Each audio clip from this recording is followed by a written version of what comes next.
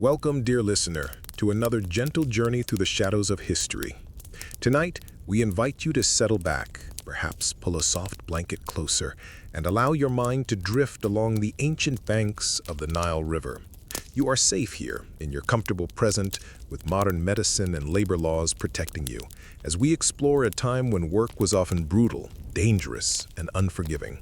Please consider subscribing to the channel and drop a comment below. Imagine yourself floating down the great river that gave life to one of humanity's most enduring civilizations. The sun sets over the endless desert sands, casting long shadows across monuments that have stood for millennia.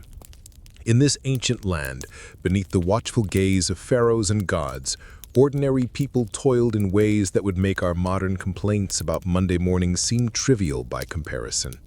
Tonight, we'll discover the 10 worst occupations you could have found yourself trapped in during the height of ancient Egyptian civilization. From the scorching quarries where granite was carved for eternity, to the dangerous depths of gold mines, to the unspeakable tasks that kept the great civilization functioning.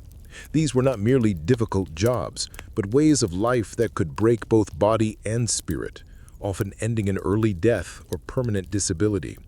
As you listen, let the rhythms of ancient Egypt wash over you, like the gentle lapping of Nile waters against papyrus reeds. Feel the weight of history settling around you like fine desert sand as we explore lives lived thousands of years ago, in a world both magnificent and merciless. The contrast between the grandeur of the pyramids and the suffering of those who built them tells a story as old as civilization itself. Rest easy, knowing that the hardships we'll explore tonight are long past, their echoes preserved only in stone carvings and papyrus scrolls.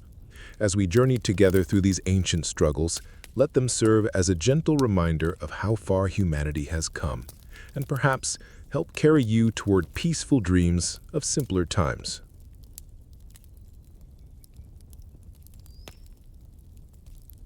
Picture yourself awakening before dawn in the workers' village near Aswan, where the granite quarries stretch like open wounds across the desert landscape. The air is still cool from the night, but you know that within hours the sun will transform this place into a furnace that tests the limits of human endurance. You are a quarry worker, one of thousands who spend their lives carving the very stones that will outlast empires. The first light of Ra's chariot reveals the scope of your daily battlefield. Massive granite outcroppings rise from the earth like the bones of sleeping giants, their surfaces marked with the scars of copper chisels and wooden wedges. The sound that will fill your ears for the next 12 hours begins even before the sun fully rises. The rhythmic pounding of stone against stone, the scraping of metal against rock, and the constant, underlying chorus of human suffering expressed in grunts, gasps, and the occasional cry of pain. Your tools are simple but demanding masters. The copper chisel, its edge already dulled from yesterday's work, sits heavy in your palm. The wooden mallet, worn smooth by countless hands before yours, will become an extension of your arm until your muscles scream for mercy. These instruments, primitive by any measure, are your means of wrestling eternity from the living rock, one painful chip at a time. Imagine the weight of responsibility that presses upon your shoulders like the desert heat itself. The granite you extract today may become part of a temple that will stand when the stars have shifted their positions in the sky. It might form the base of an obelisk that will carry the pharaoh's name across millennia, or become the foundation stones of a pyramid that will puzzle scholars in ages yet unborn. Every strike of your chisel is a small act of creation that will outlive you by thousands of years. But such permanence comes at a terrible cost to mortal flesh. Feel the sun climbing higher, transforming the quarry into a cauldron where the air itself seems to burn your lungs with each breath. The granite absorbs the desert heat and radiates it back at you, creating a hellish environment where even the stones are too hot to touch with bare skin. Water becomes more precious than gold, doled out in careful measures to keep the workforce alive rather than comfortable. The technique of quarrying granite requires both brute force and subtle understanding of the stone's hidden weaknesses. You must learn to read the rock like a scribe reads hieroglyphs, searching for the natural fracture lines that would allow you to split massive blocks without shattering them into useless fragments. Hours are spent driving wooden wedges into carefully placed holes, then soaking them with precious water to make the wood swell and crack the stone along predetermined lines. Your hands, once soft perhaps, have long since transformed into something resembling leather. The constant grip of rough tools has worn permanent calluses across your palms, while stone dust has worked its way so deeply under your fingernails that they will never again be truly clean. Your back aches with a persistent throb that has become your constant companion, the result of bending over stone faces for hours at a time, wrestling blocks that weigh more than several men combined. The social hierarchy of the quarry is as rigid as the stone itself. At the bottom are the newest workers, assigned the most backbreaking tasks of moving debris and hauling water under the scorching sun. Above them are the experienced chiselers, those who have survived long enough to develop the skills needed for more precise work. At the top of this pyramid of suffering are the master stone cutters, men whose expertise in reading granite has earned them slightly better rations and marginally less dangerous assignments. But even the masters remain slaves to the stone's demands. A single miscalculation, one poorly placed chisel strike, can ruin weeks of careful work and bring punishment that ranges from reduced rations to physical beatings. The pressure to maintain productivity while avoiding costly mistakes creates a constant state of tension that gnaws at the mind as surely as the stone dust gnaws at the lungs. Consider the psychological toll of such work. You spend your days surrounded by monuments to permanence, while your own life slips away grain by grain, like sand through an hourglass. The stones you carve will stand for millennia, but your body deteriorates with each passing season. Your children, if you live long enough to have them, will likely follow you into the same brutal trade, creating generations of families whose lives are measured in the monuments they help create. The dust is perhaps your most insidious enemy. It fills the air like a malevolent spirit, settling in your lungs with each breath and gradually turning them to stone from within. You develop the characteristic cough of the quarry worker, a harsh, dry sound that becomes as much a part of your identity as your calloused hands. Many of your fellow workers will not live to see their 40th year, their lungs finally surrendering to the accumulated damage of breathing granite particles for decades.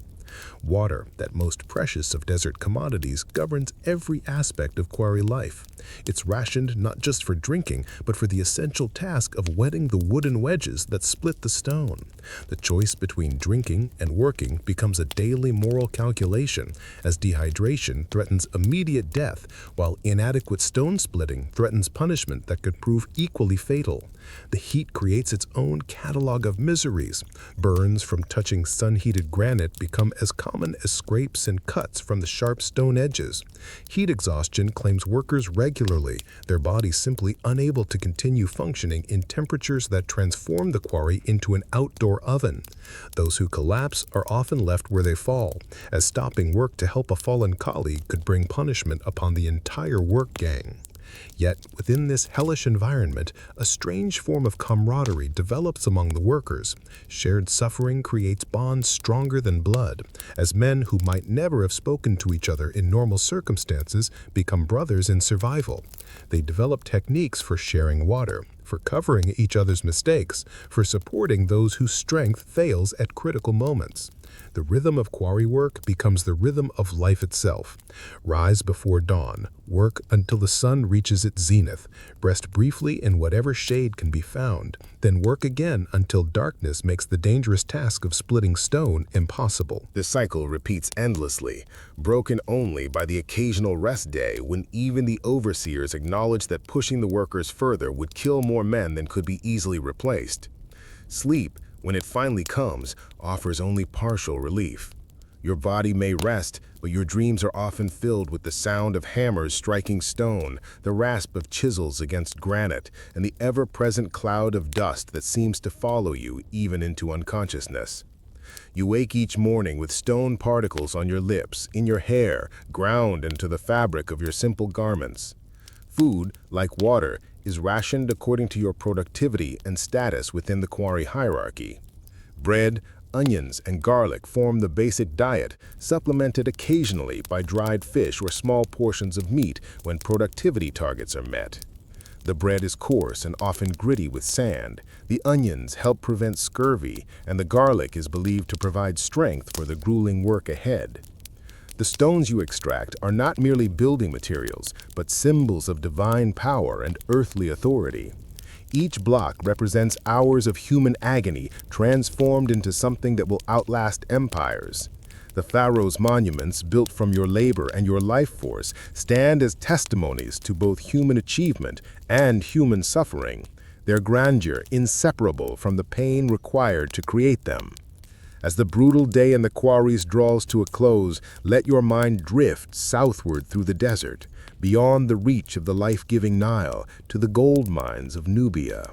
Here, in shafts that penetrate deep into the earth's burning heart, men disappear into darkness that has never known sunlight, pursuing the metal that makes pharaohs divine and transforms mortal rulers into gods among men. Picture yourself standing at the entrance to one of these mines as the pre-dawn darkness begins to fade. The opening in the earth yawns before you like the mouth of some primordial beast, exhaling stale air that carries the scent of human sweat, fear, and something deeper, the metallic tang of gold ore mixed with the musty smell of ancient rock. This will be your workplace, your world, and quite possibly your tomb. The descent begins before the sun rises, when the air is still cool enough to make the journey into the depths bearable. You follow a line of men, each carrying a small oil lamp that casts dancing shadows on the rough-hewn walls. The tunnel slopes downward at an angle that makes walking treacherous, carved by previous generations of miners who followed the gold veins wherever they led, regardless of the danger or difficulty of extraction. Feel the temperature rising with each step downward, as if you were walking into the belly of a great furnace. The earth itself seems to press closer around you, the tunnel walls narrowing until you must bend forward to avoid scraping your head on the low ceiling. The air grows thicker, harder to breathe, laden with dust and the accumulated exhalations of hundreds of men who have passed this way before you. Your lamp illuminates only a small circle of the treacherous path ahead. Beyond its flickering light lies absolute darkness, a blackness so complete it seems to have physical weight. You learn to navigate as much by sound and touch as by sight, listening for the voices of other miners, feeling along the walls for handholds that will keep you from stumbling into hidden shafts or loose rock that could trigger a cave-in. The mining technique is brutally simple and extraordinarily dangerous. Teams of workers heat sections of the rock face with fires built from precious wood carried down from the surface, then throw cold water against the superheated stone. The rapid temperature change cracks the rock, allowing miners to break away chunks with iron picks and copper chisels. This process, repeated thousands of times, slowly excavates the gold-bearing ore, but at a terrible cost in human life and health. Consider the constant threat that hangs over every moment of your underground existence. Cave-ins can occur without warning, triggered by the thermal shock of heating and cooling, by the vibration of constant hammering, or simply by the accumulated stress of removing too much supporting rock. When a section of tunnel collapses, those trapped beneath have little hope of rescue, as digging through tons of fallen stone requires more time than most buried miners can survive. The air quality in the deeper shafts becomes a matter of life and death. Ventilation is achieved through a system of connecting tunnels and shafts, but the circulation is often inadequate for the number of men working below ground. You'll learn to recognize the signs of bad air, the way your lamp flame turns blue in gutters, the sudden dizziness that signals dangerous levels of underground gases, the feeling that each breath provides less sustenance than the last. Water presents a different kind of threat in the mines than it does in the quarries above. Here, underground springs can flood tunnel systems without warning, trapping miners in rising water with no escape route. The sound of dripping water, initially welcome in the stifling heat, becomes ominous as you learn to distinguish between harmless seepage and the first signs of a potentially deadly flood. Your work gang consists of men from across the empire, prisoners of war mixed with criminals and debtors, all united by their shared fate in the golden depths. Communication becomes a mixture of Egyptian, Nubian, and gesture as men who share no common language learn to coordinate their efforts through necessity and mutual dependence. The hierarchy here is based not on social status from the surface world, but on experience, strength, and the invaluable ability to sense danger before it becomes fatal. The gold itself, the object of all this suffering, appears not as the gleaming treasure of Pharaoh's crown, but as dull specks embedded in hard quartz rock. Extracting these precious flecks requires crushing the ore in stone mortars, a process that fills the air with yet another form of deadly dust. This powder, finer than the grind dust of the quarries, penetrates even deeper into the lungs, creating its own catalog of respiratory ailments that claim miners even after they leave the shafts. Your daily ration of food must sustain you through 12 hours of the most physically demanding labor imaginable. Bread and onions, the staples of Egyptian workers everywhere, take on special importance in the mines, where scurvy and other nutritional diseases can weaken men to the point where they cannot perform the dangerous work safely. Water, carried down from the surface in precious ceramic jars, is rationed not just for drinking, but for the essential tooling process that makes mining possible. The psychological effects of prolonged underground work create their own form of torture. Men accustomed to the open skies and broad horizons of the Nile Valley find themselves confined in spaces barely wider than their bodies, working in darkness so complete that some miners develop a permanent fear of enclosed spaces, even when they return to the surface.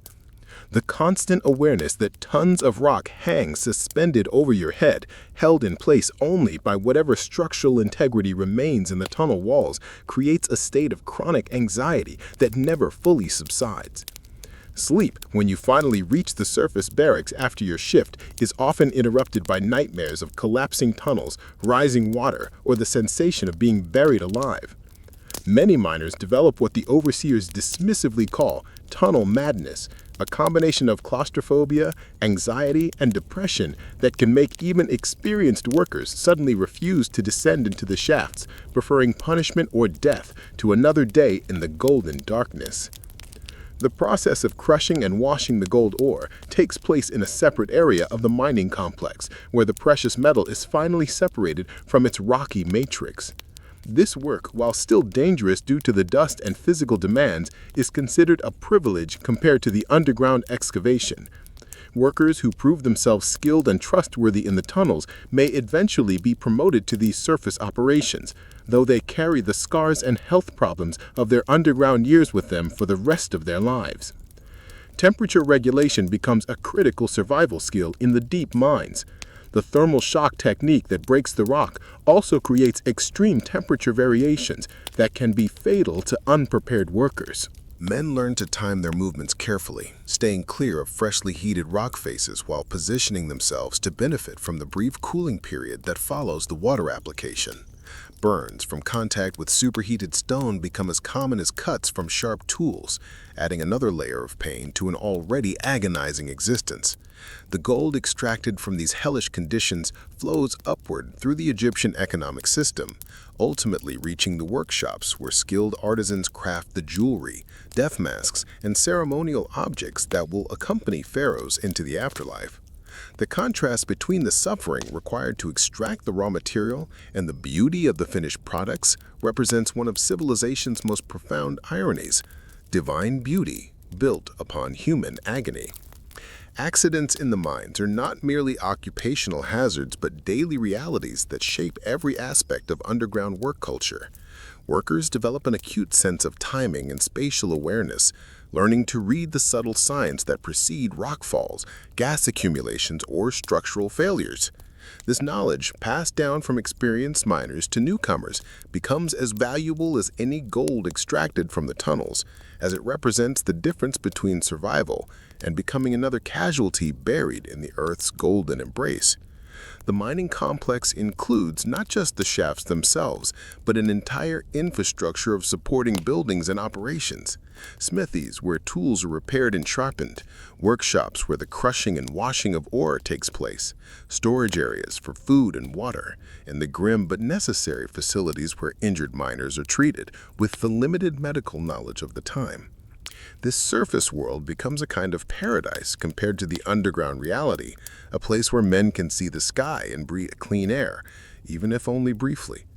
Communication between the surface and the underground crews relies on a complex system of rope signals and voice calls that echo through the tunnel systems. These lifelines become crucial during emergencies, when rapid evacuation may be the only thing standing between a work crew and death by cave-in, flooding, or gas poisoning. The men who manage these communication systems hold positions of enormous responsibility, as their vigilance and quick thinking often determine whether mining accidents become minor incidents or major catastrophes that claim dozens of lives. As we emerge from the suffocating darkness of the gold mines, let your consciousness drift northward once more, back toward the great river that gives life to this ancient civilization. But we do not return to the comfort of fertile fields and gentle breezes. Instead, we find ourselves on the Giza Plateau, where the greatest monuments to human ambition rise from the desert sands, built by men whose names history has forgotten, but whose labor echoes through eternity. Picture yourself among the thousands of workers who toil under the desert sun, not as slaves in the traditional sense, but as conscripted laborers fulfilling your obligation to the God-King who rules from Memphis. The Great Pyramid of Khufu towers above you, its limestone casing stones gleaming like polished mirrors in the harsh sunlight, each block representing countless hours of human suffering transformed into geometric perfection. The scale of the construction project defies human comprehension. You are one ant in a colony of 20,000 workers, each with a specific role in the grand design that will take decades to complete. The organization required to feed, house, and coordinate this massive workforce represents a feat of logistics as impressive as the monument itself. But for you, caught in the machinery of construction, the experience is one of endless repetition, crushing physical demands, and the constant awareness that your individual life means nothing compared to the Pharaoh's eternal glory. Your specific assignment places you among the stone haulers, men whose entire existence revolves around moving limestone blocks that weigh as much as 15 men from the harbor of the causeway to the pyramid's base. The ramp system, a marvel of engineering that spirals around the growing monument, becomes your daily path to exhaustion. Each block must be dragged on wooden sledges using ropes that cut into your shoulders and palms, leaving permanent marks that identify you as a pyramid builder long after the construction is complete. Feel the rhythm of the work songs that help coordinate the efforts of the hauling teams. These ancient chants, passed down through generations of workers, serve both practical and psychological purposes. They synchronize the pulling efforts of dozens of men, ensuring that the massive stones move smoothly up the inclined planes, but they also provide a mental escape from the brutal reality of the work, transforming individual suffering into collective purpose. The logistics of moving stone blocks weighing several tons each up increasingly steep ramps creates engineering challenges that push both human endurance and ancient technology to their limits. You learn to read the subtle signs that indicate when a rope is about to snap under the enormous tension, when a wooden sledge runner is beginning to crack, or when the ramp surface has become too slippery with sweat and sand to provide adequate footing for the hauling teams. Water becomes not just a necessity for survival, but a critical component of the construction process itself. The wooden sledge runners must be constantly wetted to reduce friction. The ramps need regular watering to keep the sand compact and stable, and the workers require frequent hydration to prevent heat exhaustion in the scorching desert environment. The complex water management system that supplies the construction site represents a major engineering project in its own right, with channels and reservoirs carved from the living rock. Your daily schedule begins before dawn with the distribution of bread, onions, and garlic from the massive bakeries that operate continuously to feed the workforce. The bread, baked in quantities that would feed a small city, provides the carbohydrates necessary for the intense physical labor ahead. The onions help prevent scurvy during the long months when fresh vegetables are scarce, while the garlic is believed to provide strength and ward off disease in the crowded workers' quarters. The social hierarchy of the pyramid construction site creates its own complex world within the larger project. At the bottom are the newest conscripts, assigned to the most dangerous and exhausting tasks of hauling stone blocks up the steepest sections of the ramp system. Above them are experienced haulers who have learned the techniques necessary to move massive weights safely and efficiently. Specialized workers, stonemasons, ramp builders, rope makers, and tool sharpeners occupy middle positions in this hierarchy, while the master builders and overseers represent the aristocracy of the construction world. Consider the psychological impact of working on a project that will outlast not only your own life, but the lives of your children and grandchildren for countless generations. The pyramid rising stone by stone above you represents a kind of immortality that you help create but will never share. Your sweat and blood are literally built into the monument's foundation, but your name will be forgotten while the pharaoh's glory endures until the end of time. The physical toll of construction affects every part of your body in ways that accumulate over months and years of repetitive strain. Your back develops a permanent curve from bending to grip the hauling ropes, your shoulders broaden and strengthen from the constant pulling motion, but your spine compresses under the relentless stress, leaving many workers with chronic pain that will plague them for the rest of their lives. Your hands transform into something resembling leather, with calluses so thick they provide natural protection against the rough ropes, but the constant friction gradually wears away fingernails and creates permanent deformities in the joints.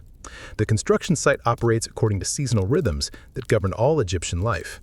During the flood season, when the Nile covers the agricultural fields, the workforce swells with farmers who have no crops to tend. These seasonal workers bring different skills and perspectives to the project, but they also create overcrowding in the workers' quarters and increase competition for food and water rations.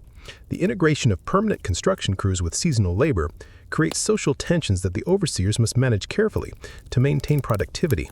Safety measures, as such they are, focus more on protecting the project's timeline than on preserving individual workers' lives. Ramps are reinforced not primarily to prevent worker casualties, but to avoid delays that would result from collapsed sections blocking the movement of stone blocks. First aid, when available, consists mainly of crude bandaging and the application of honey to wounds, with seriously injured workers often abandoned to their fate if helping them would interfere with the construction schedule. The acoustics of the construction site create their own unique soundscape that becomes as much a part of your daily experience as the physical labor itself. The creaking of rope under enormous tension, the grinding of stone against wood as blocks are dragged across sledge runners, the rhythmic chanting of work songs, and the constant background noise of thousands of men engaged in coordinated physical effort combine to create a symphony of human industry that can be heard for miles across the desert. Tool maintenance becomes a critical survival skill in the pyramid construction environment. The ropes that your life depends on must be inspected daily for fraying or weak spots, as a rope failure during a stone haul can result in crushing injuries or death for entire work crews.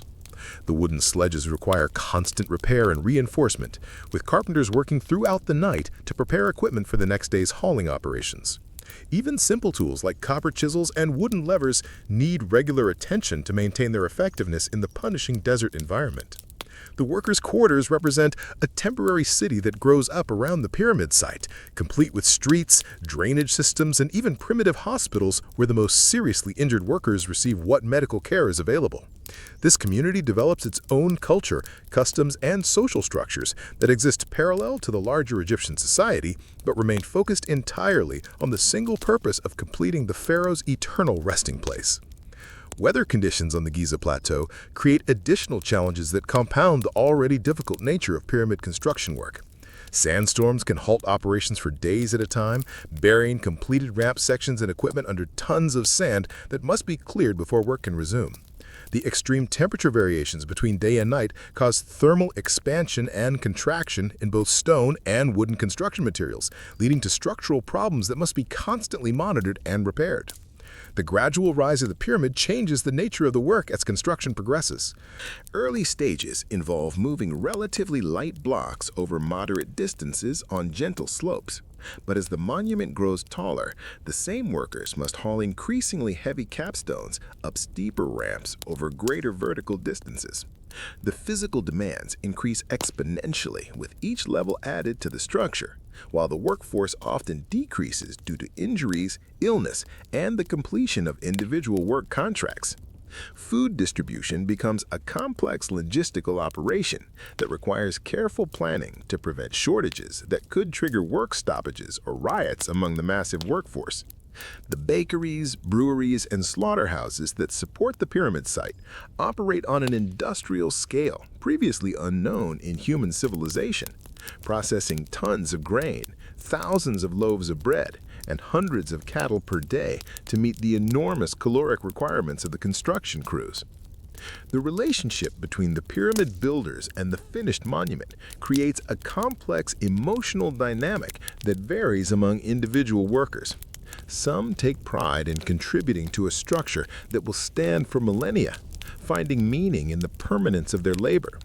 Others become bitter at the contrast between their own mortality and the eternal glory they helped create for a ruler who sees them as expendable resources. Still others develop a kind of fatalistic acceptance, viewing their participation in pyramid construction as simply another burden to be endured in lives already filled with hardship. Medical knowledge available to treat the injuries and illnesses common among pyramid workers remains primitive by modern standards. But the sheer scale of the construction project creates opportunities for Egyptian physicians to observe and treat conditions rarely seen in normal civilian practice. Crush injuries, heat exhaustion, repetitive strain disorders, and the respiratory problems caused by constant exposure to limestone dust become common enough that specialized treatments develop, though the focus remains on returning workers to productivity rather than ensuring their long-term health. The completion of individual pyramid levels creates brief moments of celebration and accomplishment that break the monotony of daily construction work. These milestones, marked by religious ceremonies and increased food rations, provide psychological relief from the endless repetition of hauling stone blocks, but they also serve as reminders of how much work remains and how many years of labor stretch ahead before the monument reaches its planned completion. As the pyramid grows ever higher toward its apex, the work becomes not just more difficult, but more dangerous, as the consequences of accidents increase with the height from which workers can fall. The narrow working spaces at the top of the growing monument leave little room for error, and the psychological pressure of working at extreme heights affects even experienced construction workers who have spent years building up to this point in the project.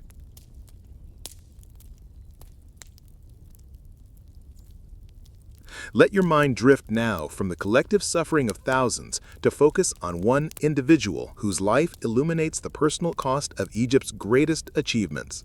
Picture Khaemwaset, not the famous prince and high priest, but a master builder whose name appears on a single ostracone found in the workers' village at Deir el-Medina.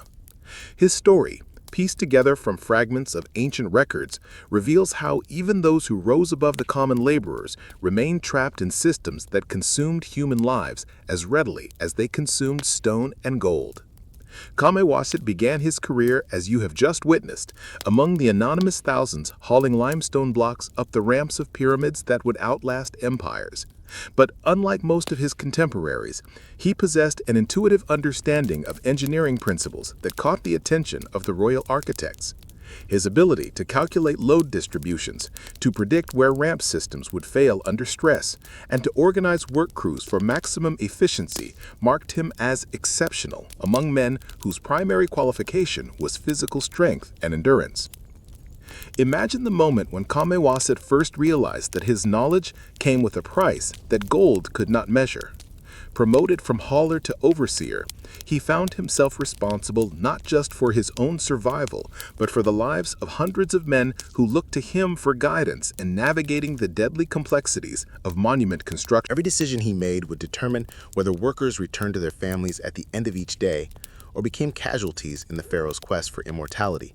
The transition from laborer to overseer brought privileges that seemed magnificent compared to his previous existence: better food, private quarters, even a small staff of servants. But it also brought responsibilities that weighed upon his conscience, like the massive stone blocks he had once hauled by hand. He discovered that the higher he rose in the construction hierarchy, the more intimate became his relationship with the human cost of Egypt's architectural ambitions. Consider Khaemwaset's daily routine during the construction of Pharaoh Menkare's pyramid, a project that would define the final decades of his career. He awakened each morning before dawn not to the harsh calls of overseers, but to the quieter but more demanding voice of his own conscience, knowing that his decisions would affect thousands of lives before the sun set again. His first responsibility was reviewing the previous day's casualty reports, which workers had been injured, which had died, and how these losses would affect the project's timeline and labor requirements. The mathematics of human suffering became Khaemwaset's unwilling expertise. He learned to calculate not just the engineering tolerances of ramps and pulleys, but the breaking points of human endurance. How many days could a work crew haul blocks up increasingly steep inclines before exhaustion led to fatal accidents? How could food and water rations be distributed to maintain productivity while preventing the malnutrition that made workers prone to injury? These questions had no easy answers, and the weight of making such decisions aged him far beyond his years. His relationship with the workers under his command created complex emotional dynamics that tortured his sleep and haunted his waking hours.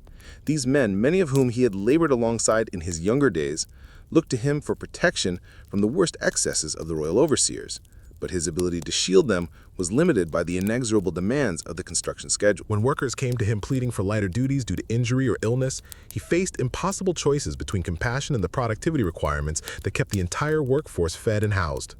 The technical challenges of pyramid construction required Khaemwaset to develop innovative solutions that often increased efficiency at the cost of worker safety. His design for a modified ramp system reduced the time required to haul blocks to the upper levels by 30%, but it also increased the slope to angles that made accidents more likely and more deadly when they occurred. The praise he received from the royal architects for this innovation felt like condemnation when he watched the first worker fall to his death from the steeper incline. Khaemwaset's personal life reflected the isolating nature of his position within the construction hierarchy. His wife, Neferi, a name common among women of the artisan class, struggled to understand the changes in her husband as his responsibilities grew.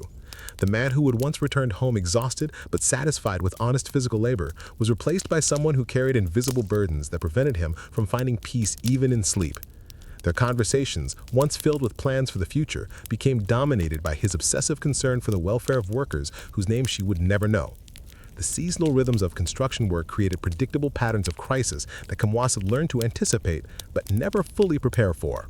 The arrival of flood season workers required rapid integration of inexperienced men into dangerous work environments, leading to spikes in accidents that could overwhelm the primitive medical facilities.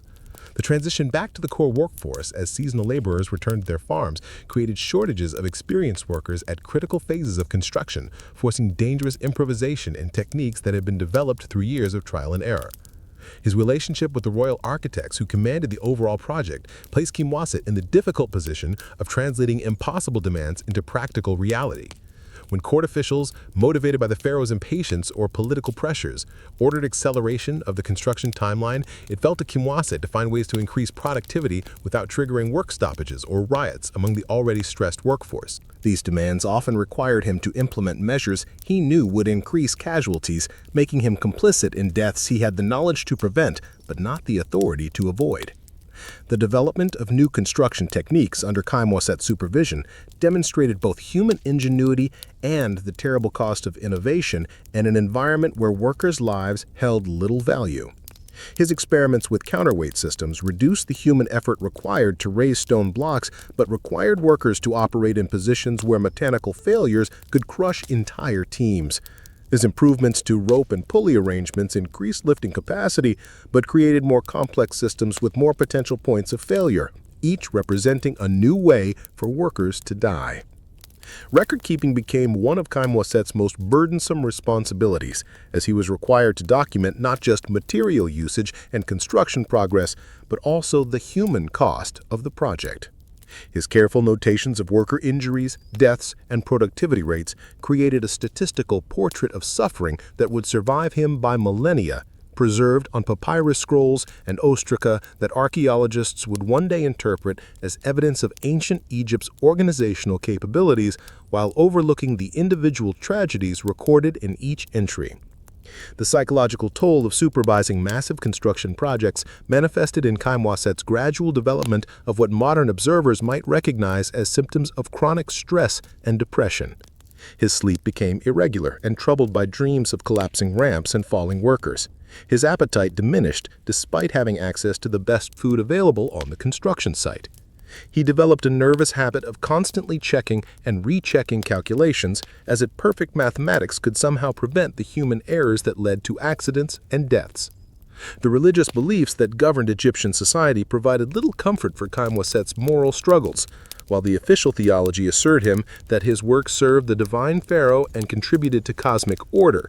His daily experience of human suffering created doubts that he dare not voice, even to the priests who served the construction site's temple. The contrast between the eternal glory promised by the pyramid's completion and the immediate reality of workers' deaths created a spiritual crisis that isolated him even from the religious community that might otherwise have provided solace. His technical innovations in construction methods earned Khaemwaset recognition that felt more like burden than honor. Invitations to consult on other royal projects meant witnessing the same patterns of human sacrifice repeated across different sites, while his growing reputation made it impossible to return to the simpler life of manual labor that had once provided clear moral boundaries between right and wrong. Success trapped him in a role that required him to make decisions he could not live with, but could not escape. The training of younger overseers became one of Khaemwaset's most complex responsibilities, as he struggled to pass on technical knowledge while somehow protecting his students from the moral compromises that had defined his own career. How could he teach them to organize work crews efficiently without also teaching them to view workers as expendable resources? How could he share his hard-won expertise in construction techniques without also passing on the callousness that made such knowledge bearable to apply? Family life provided increasingly little refuge from the stresses of Khaemwaset's professional responsibilities. His children, now old enough to understand something of their father's work, asked questions he could not answer honestly without destroying their faith in the society that provided their comfortable existence. His wife's attempts to draw him into normal domestic concerns felt trivial compared to the life and death decisions that filled his working hours, creating emotional distance that no amount of material success could bridge. The economic privileges that came with Khaemwaset's position created their own form of moral complexity. His family's improved diet, better housing, and access to luxuries like fine linen and jewelry were purchased with his complicity in systems that ground other families to dust. The servants who now attended his household came from the same laboring classes he supervised on the construction site, creating daily reminders of the arbitrary nature of fortune that separated comfort from catastrophe. Health problems began to manifest in Khaemwaset's middle years, not from physical labor, but from the accumulated stress of constant decision-making under impossible conditions. Digestive issues, probably stress-related ulcers, made eating difficult despite access to the finest food. Headaches became chronic, possibly from the mental strain of managing complex logistics while maintaining awareness of their human cost. His eyesight began to fail from long hours studying papyrus scrolls by lamplight, reviewing reports and calculations that determined how many men would live or die in service to Pharaoh's monuments. The completion of the pyramid that had defined most of Khaemwaset's adult life brought not satisfaction, but a kind of existential emptiness. The monument stood complete, its limestone casing gleaming in the desert sun. But the human cost of its construction remained present in his memory long after the last block was placed. The celebration feast held to mark the project's completion felt like mockery to a man who remembered every worker's name on the casualty list he had filed over the decades of construction. As Khaemwaset aged and his responsibilities gradually shifted from active construction management to training the next generation of overseers, he found himself haunted by questions that had no satisfactory answers. Had the technical innovations he developed, which had saved countless hours of labor, actually reduced human suffering or simply made it more efficient? Had his efforts to protect workers within the constraints of his position made any meaningful difference? Or had he simply made himself complicit in a system that would have operated with equal brutality under any leadership? From the individual torment of conscience, let your awareness expand to encompass one of the darkest chapters in the annals of ancient Egyptian labor history. During the reign of Amenemheb III, when Egypt's power reached its zenith and construction projects multiplied across the kingdom like stars in the night sky, a plague emerged from the south that would transform already brutal working conditions into something approaching apocalyptic nightmare. This was not merely disease, but a revelation of how quickly civilization's veneer could dissolve when death walked openly among the living. The symptoms, as recorded by scribes whose matter-of-fact documentation would survive 3 millennia, began with fever and weakness, but progressed rapidly to bleeding from the mouth and nose, followed by a painful death that came sometimes within days of the first signs of illness. The disease, possibly an early outbreak of what would later be recognized as hemorrhagic fever, struck first among the miners working deep underground, where poor ventilation and overcrowded conditions created perfect breeding grounds for contagion. Workers began dying not from the familiar hazards of cave-ins and poisonous gases, but from an invisible enemy that turned their own blood against them. The mine overseers, following standard procedure, initially tried to maintain production by simply replacing the dead with fresh conscripts, not understanding that they were feeding fuel to a fire that would soon consume entire work sites. Imagine yourself as Amenemheb, a scribe assigned to document production statistics at the great gold mines near the Third Cataract, watching as your careful records transformed from routine accounting to chronicles of catastrophe. Your daily reports, once concerned with tonnages of ore extracted and quotas met, became obituary lists as workers died faster than they could be replaced. The numerical precision required by your training took on a horrific quality as you recorded not just production figures, but mortality rates that climbed from the normal 5% monthly casualty rate to numbers that defied comprehension. The initial response of the mining administrations demonstrated the callous efficiency that characterized Egyptian resource management. Rather than investigating the cause of the increased deaths or implementing protective measures, they simply requisitioned larger numbers of workers from the regional governors, treating human mortality as a logistics problem to be solved through increased supply rather than reduced demand. This decision, driven by the relentless pressure to maintain gold production for the pharaoh's building projects, ensured that the disease would spread far beyond its original epicenter. Workers fleeing the contaminated mines carried the plague with them as they scattered across Egypt, seeking refuge in villages and cities that had no experience with such virulent disease. The ancient Egyptian medical system, sophisticated for its time but unprepared for epidemic management, proved utterly inadequate to contain the spread of infection. Physicians, accustomed to treating individual patients with herbal remedies and minor surgical procedures, found themselves confronting a medical emergency that overwhelmed their understanding and resources. The plague reached the pyramid construction sites near Memphis during the height of the building season, when seasonal workers had swelled the population of the workers' villages to unprecedented levels. The overcrowded barracks, designed to house workers efficiently rather than safely, became death traps where disease spread from person to person with terrifying speed. Within weeks, construction sites that had buzzed with the coordinated activity of thousands of workers became ghost towns where the few survivors wandered among piles of unfinished stone blocks and abandoned tools. Consider the psychological impact on survivors like Khaemwaset, the master builder whose story we followed earlier, as they watched their carefully organized work crews disintegrate under the invisible assault of disease. Men who had survived years of dangerous construction work, who had learned to navigate the hazards of massive stone blocks and unstable ramps, found themselves helpless against an enemy they could not see, fight, or escape. The technical expertise that had defined their identities became meaningless in the face of mortality that struck without regard for skill, experience, or hierarchy. The religious implications of the plague created additional layers of terror and confusion among both workers and administrators.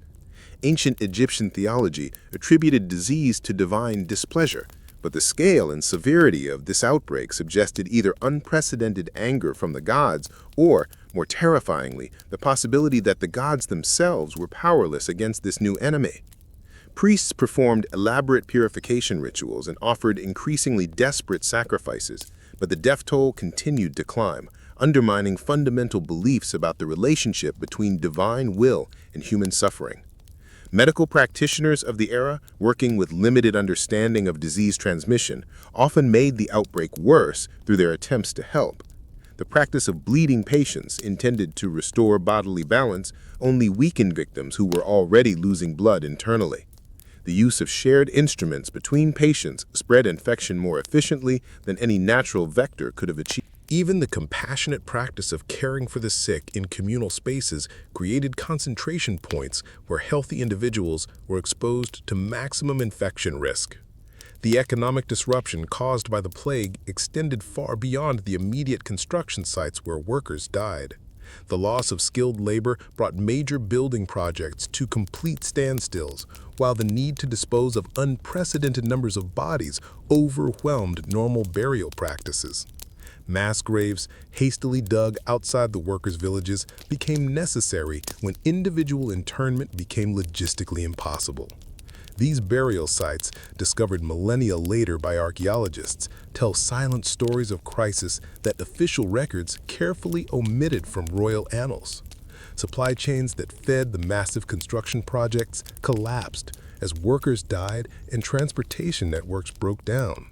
The bakeries that produced thousands of loaves daily found themselves without customers, while granaries designed to support tens of thousands of workers watched their stores spoil unused. The complex logistics that had sustained Egypt's building boom unraveled with shocking speed, demonstrating how dependent the kingdom's architectural achievements were on the continued health and productivity of expendable human resources. Communication networks that normally carried orders and reports between construction sites instead carried news of death and abandonment. Scribes like Seneb found their roles transformed from administrative functionaries to chroniclers of civilizational collapse, documenting the systematic breakdown of systems that had seemed as permanent as the monuments they served. The papyrus scrolls they produced during this period, those that survived, read like military dispatches from a war zone where the enemy was invisible and the casualties numbered in the tens of thousands. The psychological transformation of survivors created lasting changes in Egyptian labor management practices. Workers who had once accepted dangerous conditions as inevitable became openly rebellious when disease was added to their existing burdens. Work gangs that had functioned through elaborate hierarchies based on skill and experience reorganized around simple survival priorities, with traditional authority structures collapsing under the pressure of shared mortality.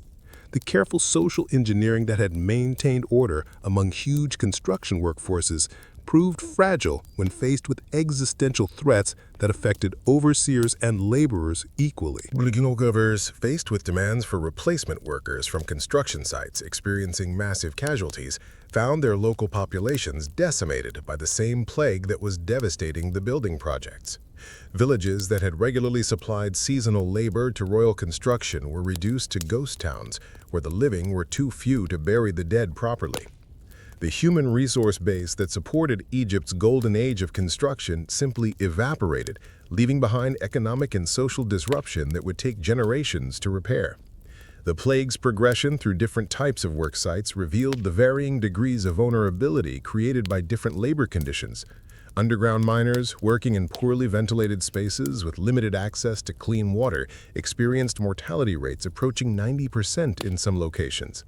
Pyramid builders, despite working in open air, suffered heavily due to their crowded living conditions and shared food preparation facilities. Even relatively privileged workers like stonemasons and architects were not immune, though their better nutrition and housing provided some protection against the worst effects of the disease. Military units assigned to guard construction sites and maintain order among the workforce found themselves facing impossible tasks as disease transformed orderly work camps into scenes of chaos and desperation. Soldiers, accustomed to managing human opposition through force, discovered that their weapons and training were useless against an enemy that attacked from within the body itself. Many military commanders, faced with a choice between maintaining their posts and preserving their men's lives, chose unauthorized evacuation over certain death, effectively abandoning major construction projects to their fate. The medical knowledge gained during the plague years, though purchased at an enormous cost in human life, would influence Egyptian healthcare practices for centuries to come. Physicians who survived the outbreak carried with them hard-won understanding of disease transmission, symptom progression, and the importance of isolation in controlling epidemic spread. This knowledge, preserved in medical papyri that combined practical observation with religious interpretation, represents one of humanity's earliest systematic studies of epidemic disease management.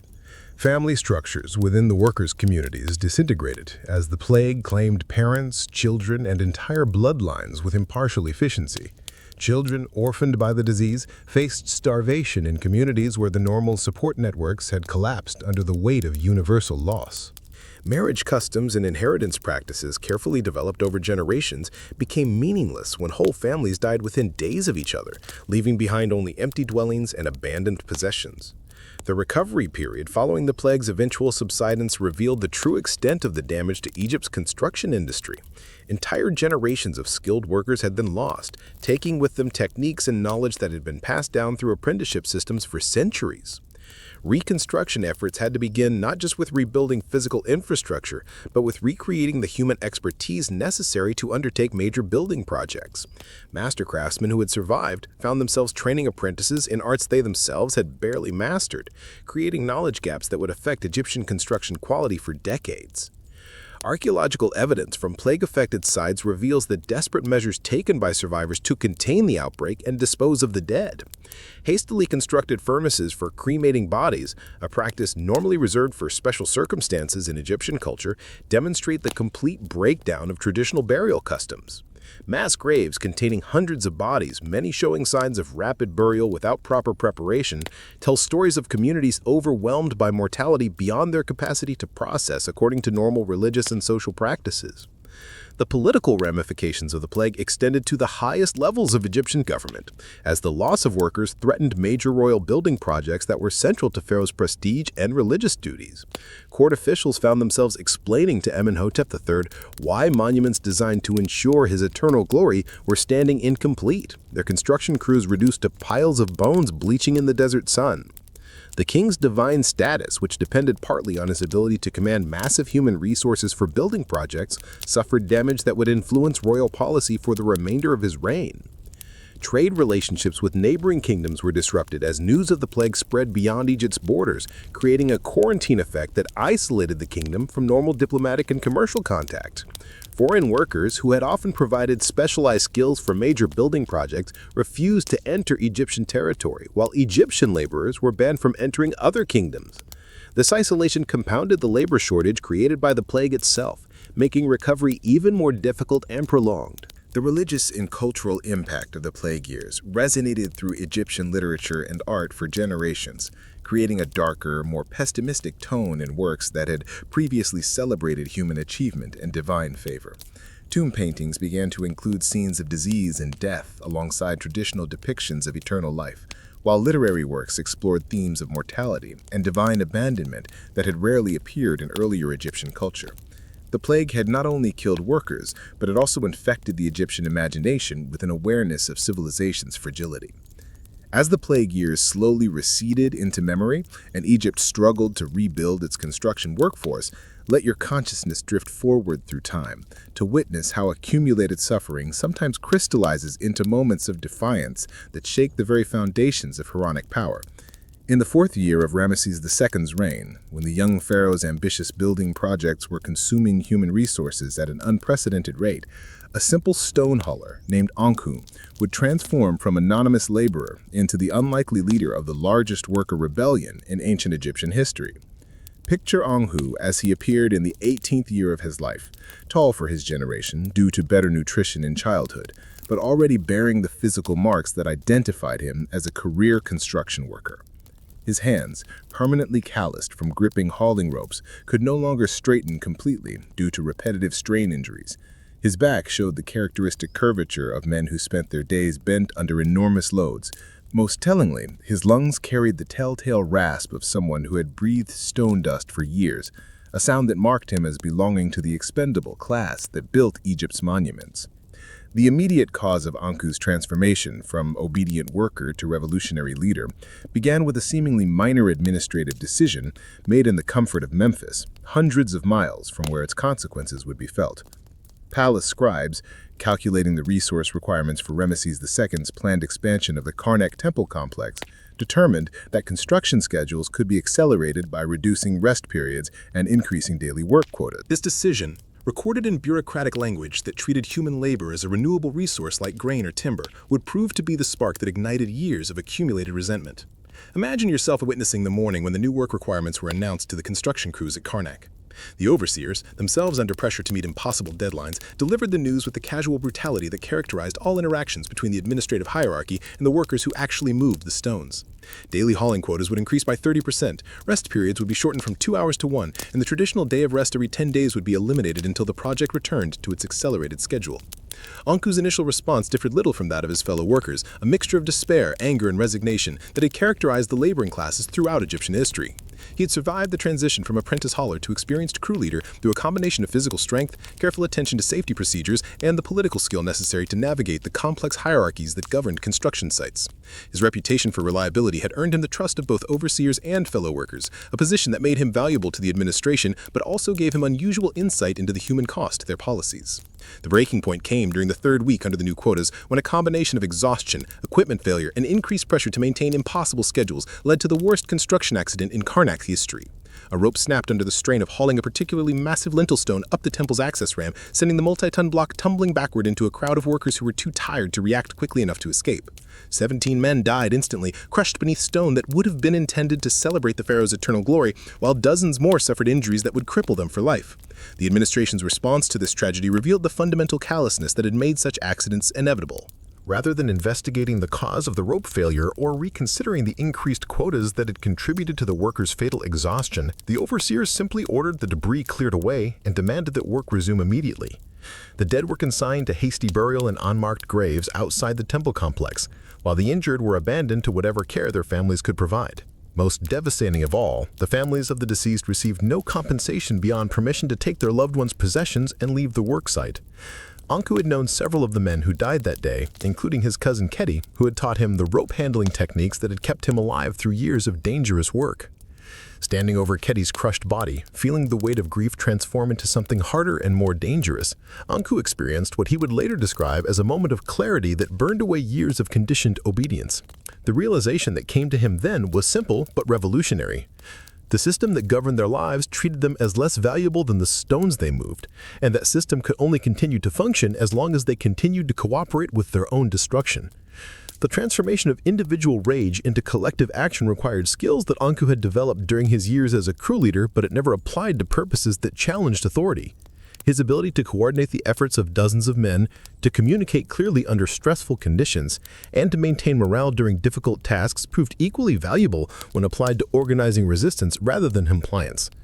He began with careful conversations among the workers he trusted most, testing their willingness to consider alternatives to passive acceptance of increasingly deadly working conditions. The initial planning for what would become known as the Great Work Stoppage took place in the workers' quarters after the evening meal, when exhausted men gathered in small groups to share their daily rations of bread and beer.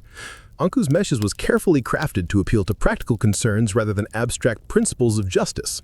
He argued that the increased quotas were not merely unfair, but ultimately counterproductive, as they increased accident rates to levels that would eventually make it impossible to complete the temple construction, regardless of how hard the survivors worked. Building consensus among workers who had been conditioned to view any challenge to authority as potentially fatal required patience and diplomatic skills that Anku had never known he possessed. Some workers feared that participation in any organized resistance would result in execution or assignment to even worse duties in the gold mines. Others worried that their families, who depended on their wages for survival, would suffer retaliation if they were identified as troublemakers. Most difficult to convince were the older workers who had survived decades of harsh conditions by keeping their heads down and avoiding any behavior that might attract unwanted attention from the authorities. The religious dimension of the rebellion presented particular challenges in a society where Pharaoh was considered divine, and resistance to royal authority was essentially blasphemy. Anku addressed this obstacle through careful theological arguments that distinguished between opposing the pharaoh personally and protecting the workers whose labor was necessary to complete the temple construction. He argued that their resistance was actually serving Pharaoh's interests by preventing the total collapse of the project that would result from continued acceleration of deadly working conditions. The moment chosen for the work stoppage demonstrated Anku's growing understanding of the political and economic pressures that govern construction projects. Rather than simply walking off the job randomly, which would have allowed administrators to easily replace the striking workers, he timed the action to coincide with the arrival of a high-ranking court official who would come to inspect progress on the temple expansion. This timing ensured that the consequences of the workers' grievances would be visible to someone with the authority to address them, while also making it more difficult for local overseers to simply order violent suppression of the protest. Picture the morning when 3,000 workers simultaneously set down their tools and refused to continue with the accelerated construction schedule. The silence that fell over the Karnak construction site was more profound than any sound could have been, as the constant noise of human labor that had echoed across the temple complex for decades suddenly stopped. Stone blocks remained motionless on their ramps. Partially completed walls stood abandoned at precisely the height they had reached when the workers withdrew their cooperation, and the rhythmic chanting that had coordinated lifting operations for generations fell silent. The initial response of the construction overseers revealed their complete unpreparedness for organized worker resistance. Their authority had always depended on the workers' individual isolation and competition for better assignments rather than on any genuine consent to the brutal working conditions. Faced with collective refusal to work, they found themselves without effective tools for coercion, as their usual methods of punishment required the cooperation of other workers who were now equally committed to the protest. Anku's leadership during the tense negotiations that followed demonstrated remarkable political sophistication for someone whose formal education had consisted entirely of learning to read simple work instructions and calculate load distributions. He presented the workers' demands in terms that emphasized their loyalty to Pharaoh and their desire to complete the temple construction successfully, while making it clear that the current working conditions made such completion impossible. His argument that the increased quotas were actually delaying rather than accelerating the project proved particularly effective with administrators who were under pressure to show measurable progress. The standoff lasted for 12 days, during which the temple construction came to a complete halt while workers and administrators engaged in negotiations that had no precedent in Egyptian history. Court officials, initially inclined to end the protest through force, discovered that their military resources were inadequate to compel 3,000 men to work against their will without destroying the skilled workforce that the project required. Meanwhile, the workers maintained a discipline and unity, despite growing pressure from hunger, threats, and attempts to divide them through offers of individual rewards for abandoning the collective action. The final agreement restored the traditional work schedules and rest periods, provided compensation for the families of workers killed in the accident that had triggered the protest, and included promises of improved safety procedures for future construction operations. However, these concessions came at the cost of accepting increased surveillance and control measures designed to prevent future organized resistance. Anku's personal fate following the successful conclusion of the work stoppage illustrated the complex position of leadership in a hierarchical society where individual achievement could be both rewarded and punished simultaneously. The administrative recognition of his organizational abilities led to his promotion to a supervisory position with better pay and working conditions, effectively removing him from daily contact with the workers he had led. This advancement, while improving his personal circumstances, also isolated him from the community that had supported his resistance and made future organizing activities much more difficult. The long-term impact of the Great Work Stoppage extended far beyond the immediate improvements in working conditions at Karnak. News of the successful worker action spread throughout Egypt's construction sites, inspiring similar protests at pyramid building projects, quarries, and gold mines across the kingdom. While none of these subsequent actions achieved the same level of success as Anku's original rebellion, they established precedents for collective resistance that would influence labor relations throughout the remainder of the New Kingdom period. The royal response to the wave of worker unrest, triggered by Anku's example, revealed the inherent tensions between Egypt's need for massive construction projects and the human resources required to complete them. Increased military oversight of construction sites succeeded in preventing large-scale organized protests, but at the cost of reducing productivity and increasing the expenses associated with major building projects. The delicate balance between coercion and cooperation that had previously governed Egyptian labor management was permanently altered by the demonstration that workers could successfully organize resistance to impossible demands. Economic analysis of the rebellion's aftermath, based on surviving administrative records, suggests that the concessions granted to end the work stoppage actually improved overall construction efficiency by reducing accident rates and worker turnover. The restoration of adequate rest periods and safety procedures decreased the number of injuries that removed skilled workers from the workforce, while improved compensation for dangerous assignments made it easier to recruit replacement workers when casualties did occur. These improvements vindicated Anku's original argument that the accelerated quotas were counterproductive from both human and economic perspectives. The psychological transformation undergone by workers who participated in the Great Work Stoppage created lasting changes in their relationship with authority and their understanding of their own agency within Egyptian society. Men who had spent their entire lives accepting orders without question discovered that collective action could force even royal administrators to negotiate rather than simply command. This knowledge, once gained, proved impossible to erase completely, even under the increased supervision that followed the rebellion's conclusion. Documentation of the rebellion in official records demonstrates the Egyptian administration's sophisticated understanding of the political implications of worker unrest. Rather than simply recording the incident as a criminal matter, court scribes analyzed the underlying causes of the protests and recommended policy changes designed to prevent future organized resistance. These recommendations, preserved in papyrus archives, revealed that Anku's rebellion forced the Egyptian government to develop more nuanced approaches to labor management that balanced productivity demands with the need to maintain workforce stability. The religious interpretation of the work stoppage proved particularly complex in a society where royal authority was considered divinely ordained. Temple priests, caught between their obligation to support Pharaoh's authority and their recognition that the workers' grievances were legitimate, developed theological arguments that distinguished between resistance to unjust policies and rebellion against divine authority. These interpretations, while politically expedient, also established precedents for religious criticism of royal policies that would have long-term implications for the relationship between secular and religious power in Egypt. Family relationships within the worker community were permanently altered by the shared experience of collective resistance and its successful outcome.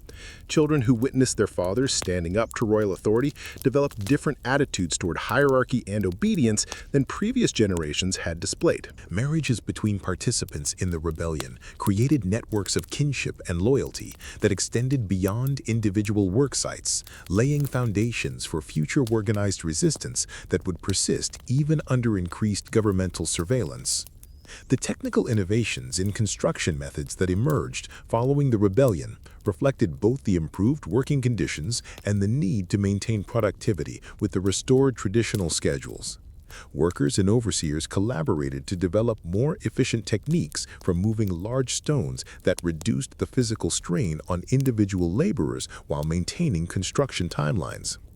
These improvements, born from the necessity of balancing human welfare with project requirements, demonstrated that the apparent trade-off between worker safety and construction efficiency had been largely artificial.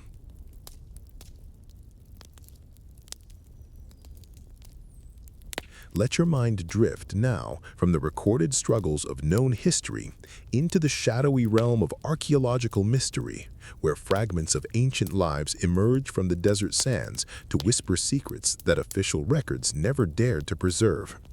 Deep in the archives of the Egyptian Museum in Cairo lies a collection of papyrus fragments that tell a story so disturbing that scholars have debated for decades whether it represents historical fact or the fevered imagination of a dying scribe.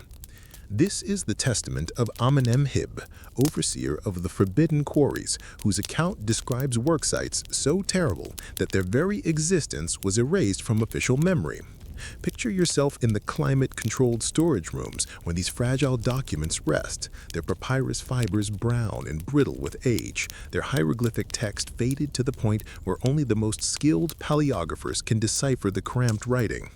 The papyri were discovered in 1923 by a British archaeological team excavating a minor tomb in the Valley of the Kings, hidden in a sealed chamber that showed no signs of having been disturbed since ancient times. The location itself was puzzling, as the tomb belonged to a relatively minor court official who should not have possessed documents of such apparent importance. The translation, completed over several decades of painstaking work, reveals Amenemheb to have been a construction overseer during the final years of the 18th dynasty, a period when Egypt's power was beginning to wane, but its appetite for monumental building remained undiminished. His account describes quarrying operations in locations that no other ancient source mentions, sites apparently so remote and so brutal that their workers were never expected to return to civilization. The papyrus speaks of expeditions that ventured beyond the traditional boundaries of Egyptian control, seeking stone of such exceptional quality that any cost in human life was considered acceptable. Consider the opening lines of Amenemheb's testament, written in the formal style that characterized official documents, but carrying an undertone of desperation that suggests a man unburdening his conscience before death. I write these words in my 72nd year, when the weight of my deeds presses upon my soul like the stones I have commanded men to move. Let those who come after know the true price of the monuments that glorify our divine Pharaoh, and let them understand my certain quarries must never again be opened. The The document describes expeditions to extract a particular type of red granite that Amenemheb calls the bloodstone of the gods, apparently found only in a single location far to the south of the traditional Aswan quarries. According to his account, this stone possessed properties that made it ideal for certain religious ceremonies, but its remote location and the extreme difficulty of extraction made obtaining it extraordinarily costly in human terms. The papyrus suggests that entire expeditions, sometimes numbering in the thousands, were considered expendable if they could return with even small quantities of this precious material.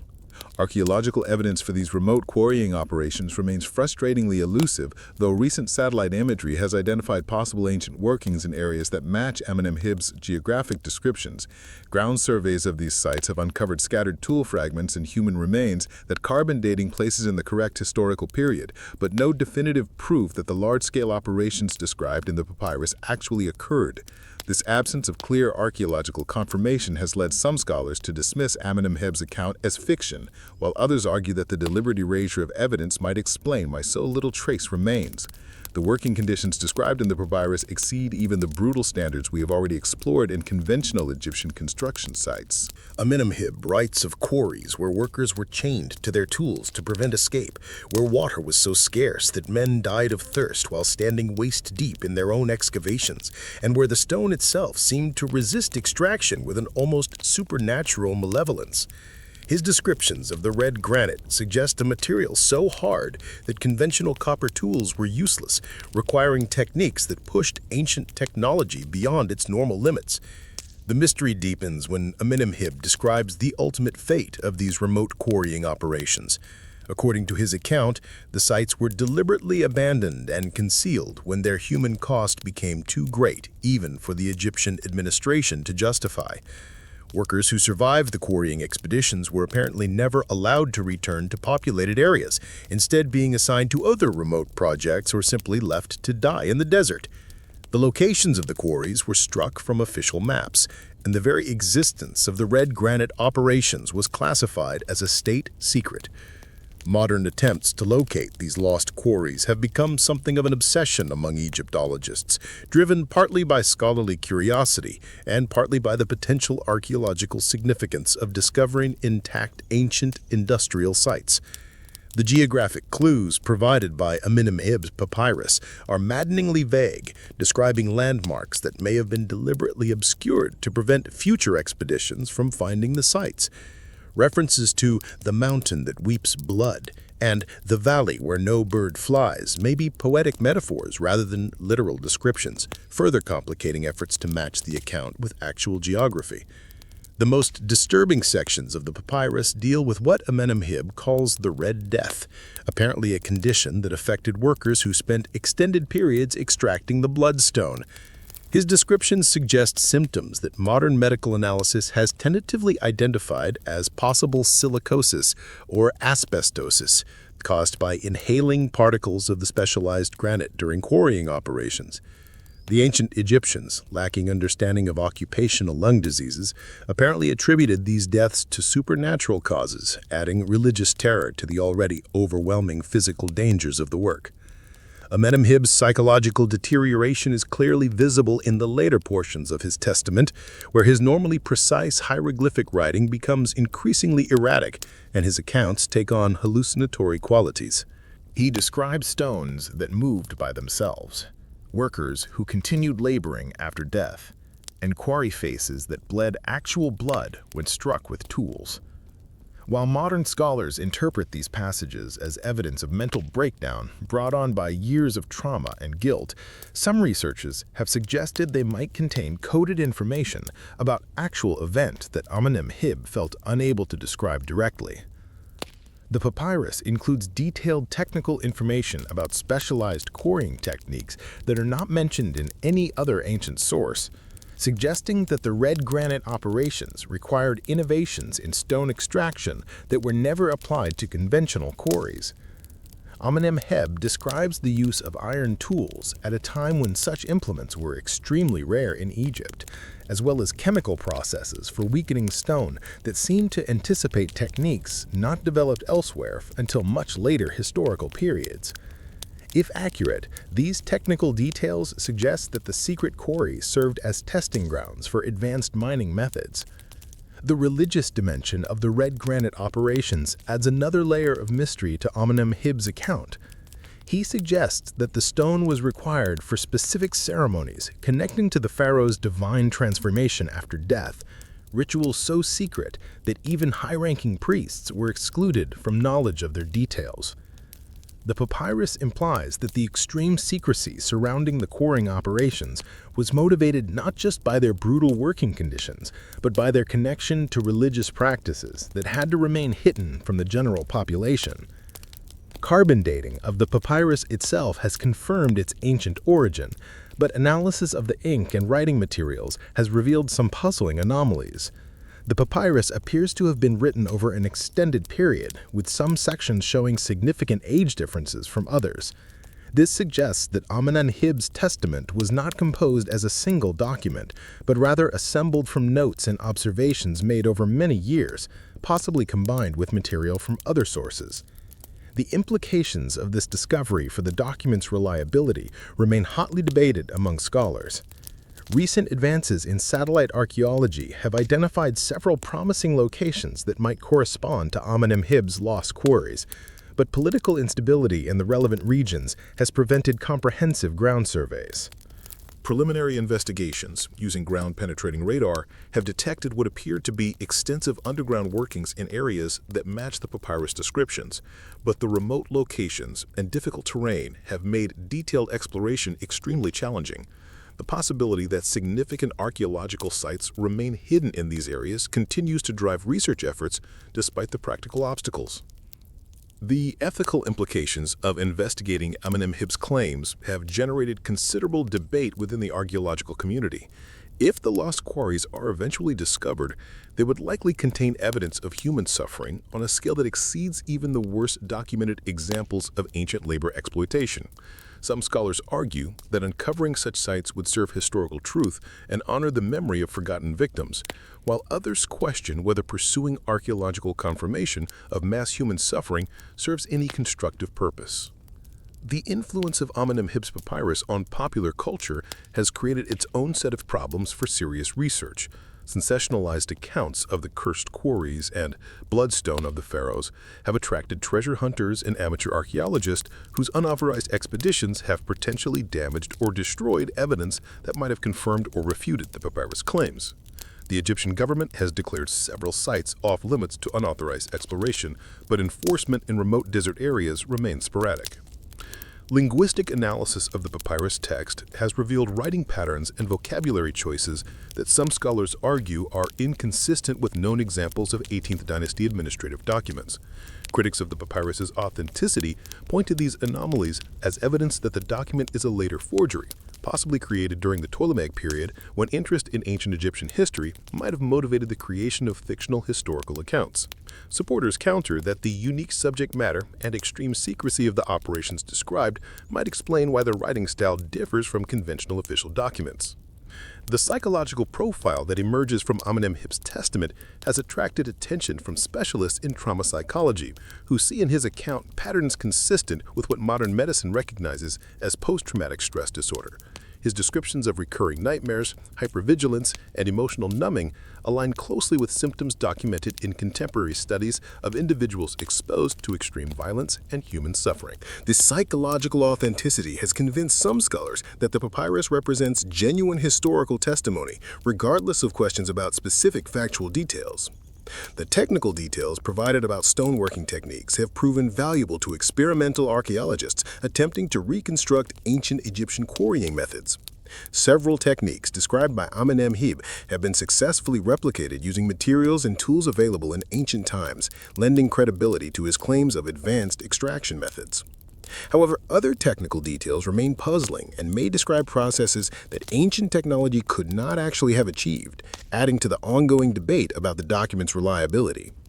The geographic information provided in the papyrus has been subjected to extensive analysis using both historical maps and modern satellite imagery.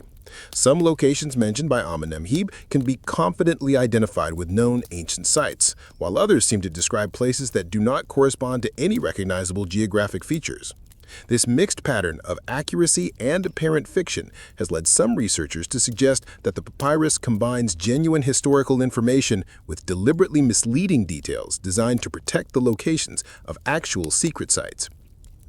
The preservation conditions of the papyrus fragments have provided important information about ancient document storage practices, as the sealed chamber where they were discovered maintained nearly perfect environmental conditions for over 3 millennia.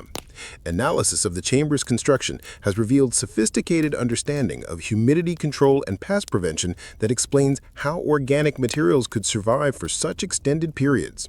This preservation success has influenced modern conservation techniques used in Egyptian museums and archaeological storage facilities. From the mysteries hidden in papyrus and text, let your awareness drift to the silent testimonies written in calcium and marrow, where modern science reads the stories that ancient workers carried in their very bones. In laboratories around the world, bioarchaeologists examine skeletal remains from Egyptian work sites with tools and techniques that would seem magical to the ancient physicians who first tried to understand the human cost of building empires. These bone readers, as they have come to be known, decode patterns of stress, injury, and disease that reveal truths about ancient labor practices that no written record would dare preserve. Picture yourself in the sterile environment of a modern bioarchaeology laboratory, where the remains of pyramid builders rest on examination tables under bright fluorescent lights.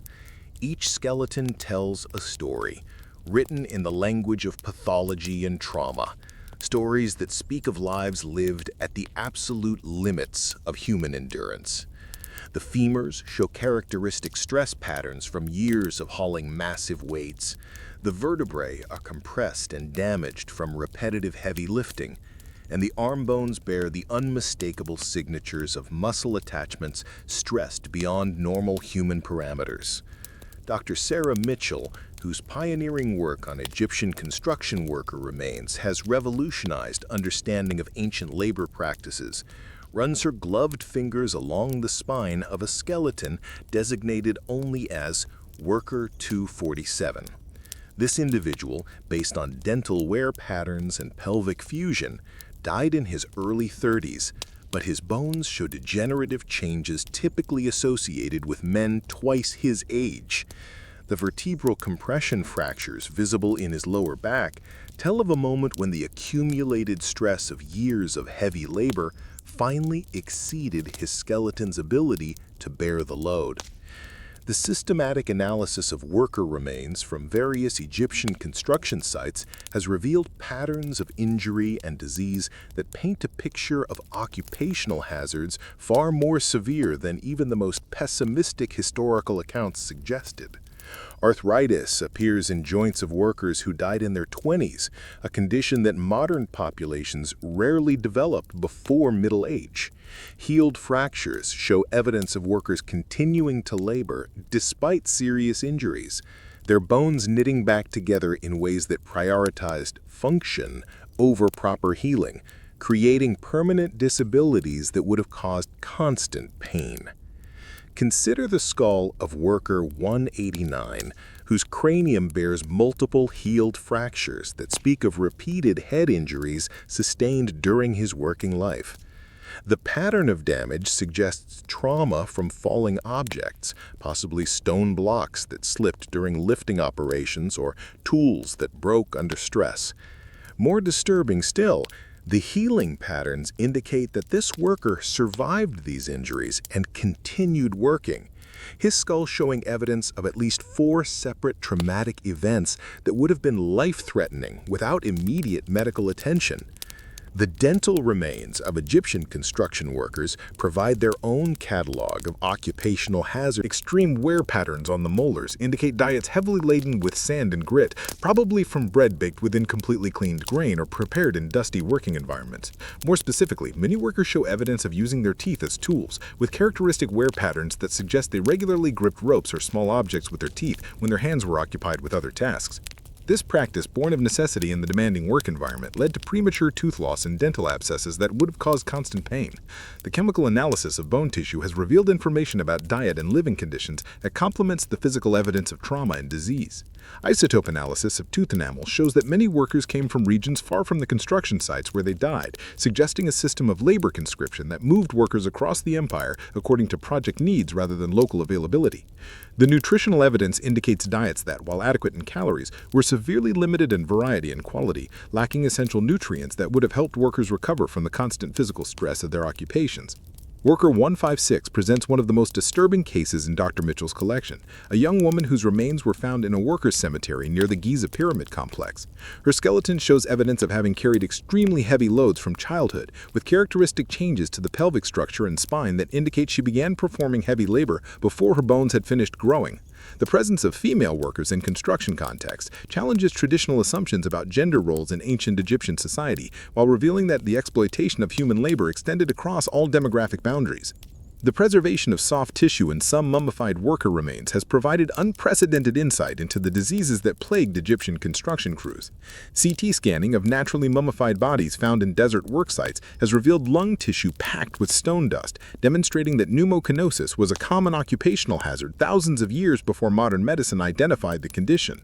The lungs of quarry workers show patterns of scarring and fibrosis that would have made breathing increasingly difficult as their careers progressed, leading to slow, painful deaths by suffocation. Microscopic analysis of bone samples has revealed evidence of infectious diseases that spread rapidly through crowded worker communities. Markers for tuberculosis appear frequently in worker remains, indicating that the combination of poor nutrition, crowded living conditions, and weakened immune systems from constant physical stress created ideal conditions for epidemic disease transmission. The bone changes associated with chronic infection show that many workers lived for years with diseases that gradually consumed their strength while they continued to perform back-breaking labor. The study of trauma patterns across different types of construction work has revealed how specific occupational hazards created characteristic injury profiles. Pyramid builders show evidence of crushing injuries to feet and legs, consistent with accidents involving dropped stone blocks. Quarry workers display patterns of fractures and joint damage associated with using hammers and chisels for extended periods. Gold miners show distinctive spinal curvatures from working in confined spaces and lung damage from breathing underground air laden with metal dust and other toxic particles. Worker 203 represents perhaps the most tragic case in the collection. A child whose remains suggest he died around age 12 while engaged in construction work. His small skeleton shows stress patterns indicating that he had been performing heavy labor for several years before his death. His growing bones adapting to loads that should never have been placed on a developing frame. The presence of child workers in construction context raises disturbing questions about how extensively ancient Egyptian society exploited vulnerable populations to meet its building ambitions. The comparative analysis of worker remains from different historical periods has revealed how construction techniques and working conditions evolved over the centuries of Egyptian civilization. Workers from earlier pyramid projects show different patterns of injury than those from later temple construction, suggesting that changes in building methods created new types of occupational hazards while failing to eliminate the fundamental dangers of moving massive stone blocks with human muscle power and primitive tools. Modern forensic techniques have been applied to ancient trauma cases to determine causes of death that historical records never documented. Worker 178 shows evidence of having been crushed by an enormous weight, with multiple fractures to ribs, pelvis, and spine that occurred simultaneously. The pattern of damage is consistent with being caught under a falling stone block, weighing several tons, providing graphic confirmation of the types of accidents that construction workers faced daily. The fact that this individual was buried with normal funeral rites suggests that such deaths were considered routine occupational hazards rather than preventable tragedies. The analysis of muscle attachment sites on worker bones has revealed the extraordinary physical development that construction labor produced in ancient Egyptian workers. Many skeletons show muscle attachment points that are significantly enlarged compared to normal populations, indicating the development of physical strength far beyond typical human parameters. However, this muscular development came at a cost, as the same bones often show stress fractures and joint degeneration from the constant demands placed on overbuilt muscular systems. Worker 245 presents evidence of surgical intervention that demonstrates the sophisticated medical knowledge available to treat construction injuries while also revealing the limitations of ancient healing practices. His femur shows signs of a complex fracture that was deliberately set and splinted, allowing the bone to heal in proper alignment. However, the lack of antiseptic knowledge meant that infections set in during the healing process, leading to chronic osteomyelitis that probably caused pain and disability for the remainder of his life. The discovery of worker remains with evidence of amputation has provided insight into how ancient Egyptian society dealt with severe construction injuries. Several skeletons show cleanly healed amputations of hands or feet, performed with surgical precision that prevented fatal infection while removing damaged tissue. The survival of these individuals for months or years after their amputations, evidenced by bone remodeling around the amputation sites, suggests that some mechanism existed for supporting disabled workers, though whether through family care or institutional assistance remains unclear. The isotopic analysis of teeth and bones has revealed patterns of geographic mobility that suggest a complex system for managing construction labor across the Egyptian Empire. Many workers show evidence of having lived in multiple regions during their lifetimes, possibly moved from project to project as construction needs required. This mobility system would have disrupted family and community ties while ensuring that experienced workers were available wherever major construction projects required their skills. Worker 134 exemplifies the international nature of Egyptian construction projects, with isotopic signatures indicating origins in Nubia, dental modifications characteristic of certain African cultures, and trauma patterns consistent with Egyptian construction work. His remains suggest that the Egyptian labor system drew workers from across the known world, either through voluntary migration, slavery, or military conscription. The presence of foreign workers in Egyptian construction sites adds another dimension to the human cost of monument building, as these individuals died far from their homelands in service to rulers who considered them expendable resources. The analysis of growth arrest lines in long bones has revealed the impact of seasonal food shortages and epidemics on worker populations. These lines, visible in cross-sections of bones, mark periods when growth temporarily stopped due to severe nutritional stress or illness. Many worker skeletons show multiple growth arrest lines, indicating that they survived repeated crises during their developmental years before eventually dying in construction accidents or from occupational diseases. The examination of healed injuries has provided evidence of the medical care available to construction workers, revealing both the sophistication of ancient Egyptian medicine and its limitations in treating severe trauma. Many workers show evidence of properly set fractures that healed with good alignment, indicating access to skilled medical practitioners. However, the high frequency of infections and the evidence of workers continuing to labor despite serious injuries suggests that medical care was focused on returning workers to productivity rather than ensuring their long-term health. Worker 167 presents evidence of trepanation, the surgical removal of a section of skull, probably performed to treat a head injury sustained during construction work. The clean edges of the bone removal and evidence of healing around the surgical site indicate that this individual survived the procedure, though whether the surgery was successful in treating the underlying condition cannot be determined from skeletal evidence alone. The presence of such sophisticated surgical intervention suggests that valuable workers received medical care that was quite advanced for its time. The study of dietary isotopes in worker remains has revealed how nutrition varied according to status within the construction hierarchy. Higher status workers, probably overseers and skilled craftsmen, show isotopic signatures indicating access to higher quality protein sources, while common laborers subsisted on diets dominated by bread and other carbohydrate sources. This nutritional stratification would have affected workers' ability to recover from injuries and resist disease, creating additional inequalities within an already harsh system. The discovery of family groups within worker cemeteries has provided insight into how construction labor affected entire families across generations. Some burial sites contain remains of multiple individuals who shared genetic markers, indicating that construction work was often hereditary, with families trapped in occupational cycles that passed dangerous working conditions from parents to children. The presence of pregnant women among worker remains suggests that even pregnancy did not exempt women from dangerous construction labor. Beyond the scientific analysis of bones and the scholarly interpretation of ancient texts lies another form of testimony, perhaps the most immediate and personal of all the evidence that survives from Egypt's construction sites. Carved into stone walls, scratched into pottery shards, and painted on hidden surfaces throughout Egypt, monuments are the unofficial records left by the workers themselves. Graffiti, prayers, curses, and desperate messages that speak directly across the millennia without the filter of official documentation or royal propaganda. Picture yourself standing in a narrow passage within the Great Pyramid, where modern laser scanning has revealed inscriptions invisible to the naked eye, carved by workers during construction and sealed away when the monument was completed. These marks, made hastily with copper chisels or iron tools, represent the only uncensored voices of the men who built humanity's most enduring monuments.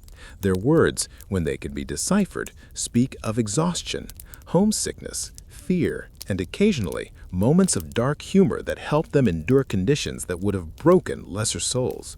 Dr. Alina Rodriguez, a specialist in ancient Egyptian graffiti, has spent 15 years documenting and translating these hidden messages, many discovered only recently through advanced imaging techniques that reveal text and images obscured by centuries of dirt, damage, and deliberate concealment. Her work has uncovered a parallel history of Egyptian construction projects, told not from the perspective of pharaohs and architects, but from the viewpoint of the anonymous workers whose labor made architectural immortality possible. In a cramped space behind the relieving chambers above the king's chamber in the Great Pyramid, Rodriguez discovered what may be the oldest labor graffiti in existence. Keti, son of Ankek, works here in the 15th year of Khufu. May the gods remember that I moved stones heavier than 10 men could lift. The inscription, carved in hurried hieroglyphs, provides not only a worker's name, but also a plea for divine recognition that official records would never grant. The poignancy of this message, written by a man whose individual contribution to the pyramid would otherwise be forever lost, exemplifies the human need for acknowledgement, even in the face of systematic anonymity. The technical challenges of documenting worker graffiti require specialized equipment and techniques developed specifically for archaeological applications. Much of the text is located in areas that are dangerous or impossible for humans to access safely, requiring the use of robotic cameras and remote sensing equipment.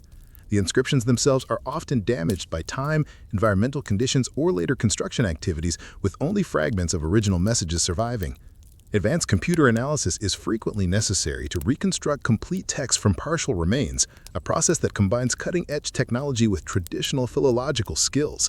At Dur el-Medina site, where the workers who built the royal tombs in the Valley of the Kings lived for generations, Rodriguez's team has documented over 3,000 separate graffiti inscriptions, ranging from simple name markings to complex narratives that provide unprecedented insight into the daily lives and concerns of ancient construction workers.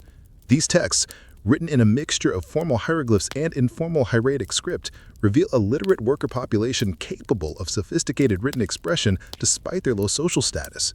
One of the most remarkable discoveries at Dur el-Medina is a series of inscriptions that appear to constitute an ancient worker's diary, written over several months on the walls of a storage chamber. The unnamed author documents the daily challenges of tomb construction with brutal honesty. The 23rd day of the 3rd month, Seneb died today when the ceiling stone slipped. His body was crushed, but they told us to keep working. We wrapped him in his cloak and left him where he fell until the work was finished. His wife does not yet know. The emotional content of these personal inscriptions provide a counterpoint to the official records that treat worker casualties as statistical data rather than human tragedies. Another entry from the same diary reads, "I dream every night of my village and my mother's bread. Here we eat sand with our food and breathe dust instead of air. If I die in this tomb, let whoever reads this know that I was called Amenemheb, and that I loved the sunrise over the Nile more than gold or glory." The religious content of worker graffiti reveals belief systems that sometimes diverged significantly from official Egyptian theology. Many inscriptions include prayers to minor deities or protective spirits that are rarely mentioned in formal religious texts, suggesting that construction workers maintained folk religious traditions that provided comfort and protection in ways that state religion could not. These prayers often specifically address the dangers of construction work, asking for protection from falling stones, collapsing scaffolds, and the various accidents that claimed workers' lives daily. In the gold mines of the eastern desert, graffiti takes on particularly desperate tones, with inscriptions that sometimes amount to final messages from men who expected never to see the surface again. One such message, carved into the wall of a mine shaft and discovered only recently through underground exploration, reads, "Pakam of Edfu entered this darkness in the reign of Seti. If you find these words, know that the gold here is cursed with blood, and that every grain costs a man's breath. Tell my sons to work the fields, not the mines." The dating of worker graffiti has provided valuable chronological information about construction projects that official records often describe only in general terms. Workers frequently included regnal years and seasonal references in their inscriptions, creating a detailed timeline of construction activities that complements and sometimes corrects information from formal historical sources. These unofficial dates have been particularly valuable in understanding the actual pace of work on major monuments, revealing that projects often took longer than official accounts suggest. The multilingual nature of some graffiti inscriptions reflects the international character of Egyptian construction crews, with texts appearing in Nubian, Akkadian, and other languages alongside Egyptian hieroglyphs in hieratic script. These multilingual inscriptions often serve as translation exercises with the same message repeated in different languages, suggesting that workers from different cultural backgrounds collaborated not only in physical labor, but also in maintaining their diverse cultural identities within the Egyptian construction system. One of the most touching categories of worker graffiti consists of family messages, inscriptions where workers attempt to communicate with relatives they might never see again. A limestone block discovered in the quarry near Aswan bears the inscription, "Khaemwaset writes to his wife Nefertari. The work is hard, but the pay is good. Tell her son that his father thinks of him every day, and that he should study to become a scribe so he never has to move stones for other men's glory." The preservation of worker graffiti presents unique challenges for archaeologists and conservators, as many inscriptions are located in areas where construction activities continued long after the original messages were created. Later building phases often obscured or destroyed earlier graffiti, creating palimpsests, where multiple layers of worker messages overlap and interfere with each other. Modern conservation efforts must balance the need to preserve these informal historical records with the practical requirements of maintaining structural integrity in active archaeological sites. Computer modeling of graffiti distribution patterns has revealed information about workflow and labor organization that supplements traditional archaeological evidence. The location and density of worker inscriptions provide clues about which areas of construction sites were most heavily used, which work phases required the largest crews, and how long different construction activities actually took to complete. This spatial analysis of informal worker records has proven particularly valuable in understanding the logistics of massive construction projects where formal planning documents have not survived. The content analysis of worker graffiti has revealed the existence of informal communication networks that allowed information to flow between different construction sites across the Egyptian Empire. Similar phrases, jokes, and cultural references appear in graffiti from widely separated locations, suggesting that workers carried news, techniques, and social customs from project to project as they were transferred according to construction needs. These informal networks provided continuity and shared identity among construction workers, despite the geographic dispersal and temporary nature of most building projects. Some of the most technically sophisticated graffiti discovered at Egyptian construction sites consists of detailed drawings and calculations apparently used by workers to solve specific engineering problems. These inscriptions, which combine textual explanations with precise geometric diagrams, demonstrate that practical engineering knowledge was shared informally among construction crews rather than being restricted to officially trained architects and overseers. The existence of such technical graffiti suggests that the line between skilled craftsmen and common laborers was more fluid than traditional hierarchical models would suggest. The discovery of seasonal graffiti patterns has provided insight into how construction work was affected by environmental conditions and agricultural cycles. Many inscriptions include references to flood seasons, harvest times, and other annual events that influence the availability of workers and materials. This temporal information has been particularly valuable in understanding how Egyptian construction projects adapted to the rhythmic constraints of Nile-based agriculture and how seasonal labor migration affected the composition and culture of construction crews. Political content in worker graffiti is relatively rare, but particularly revealing when it appears, as these inscriptions provide glimpses of how workers viewed the pharaohs they served and the projects they built. One inscription from a pyramid construction site includes the carefully worded observation, "We build for eternity, but we ourselves are forgotten before the mortar tries." Such comments, while superficially respectful, contain subtle criticisms of a system that demanded infinite sacrifice from workers while reserving all glory for royal patrons. The medical content of some worker graffiti provides information about occupational health practices that supplements evidence from skeletal remains and formal medical texts. Workers documented their own injuries, remedies, and observations about occupational hazards in inscriptions that served as informal medical records. One such text found in a quarry reads, "The white dust from the limestone eats the lungs like fire. Cover your face when cutting stone and pray to Thoth for breath that will last until old age." Interactive graffiti, where workers responded to earlier inscriptions by adding comments, corrections, or elaborations, demonstrates the social nature of these informal communication systems. Some wall surfaces show conversations that extended over months or years, with multiple workers contributing to ongoing discussions about working conditions, technical problems, or personal matters. These graffiti dialogues provide rare glimpses into the intellectual and social lives of ancient construction construction workers, revealing levels of literacy and cultural sophistication that formal records rarely acknowledge. The geographical references in worker graffiti have proven valuable for understanding population movement and labor recruitment patterns throughout the Egyptian Empire. Workers frequently mention their places of origin, creating a comprehensive map of the regions that supplied labor for major construction projects. This information has been particularly important for understanding how political changes and military campaigns affected the availability of workers for civilian construction projects. Astronomical references in worker graffiti, including observations of celestial events and seasonal phenomena, demonstrate that construction workers possess sophisticated knowledge of natural cycles that influence their work schedules and living conditions. These informal astronomical records sometimes provide more precise dating information than official texts, as workers recorded celestial events that were personally significant, rather than politically important. The preservation challenges facing worker graffiti sites have intensified with increased tourism and environmental changes that threaten the monuments where these inscriptions are located. Many historically important graffiti areas are in danger of being lost to erosion, pollution, or human activity, creating urgency around documentation efforts. Digital preservation techniques, including high-resolution photography and three-dimensional scanning, are being employed to create permanent records of these fragile, informal historical sources before they disappear forever. The interpretation of worker graffiti continues to evolve as new analytical techniques reveal previously undetectable inscriptions, and as scholars develop better understanding of the social and cultural context in which these messages were created. Each newly discovered inscription adds to the growing body of evidence that construction workers in ancient Egypt were not merely anonymous masses of muscle power, but were literate, thoughtful individuals who found ways to assert their humanity and preserve their memories, despite systematic efforts to reduce them to expendable resources in service of pharaonic ambition. From the desperate voices of workers carved into hidden stone surfaces, let your consciousness ascend through the rigid hierarchies of ancient Egyptian society to witness how those who commanded these terrible projects viewed the human cost of their architectural ambitions. In the comfortable villas of Memphis and Thebes, where royal architects and court officials planned monuments that would outlast civilizations, the suffering we have explored was reduced to abstract calculations, logistical challenges, and acceptable losses in service of divine pharaonic glory.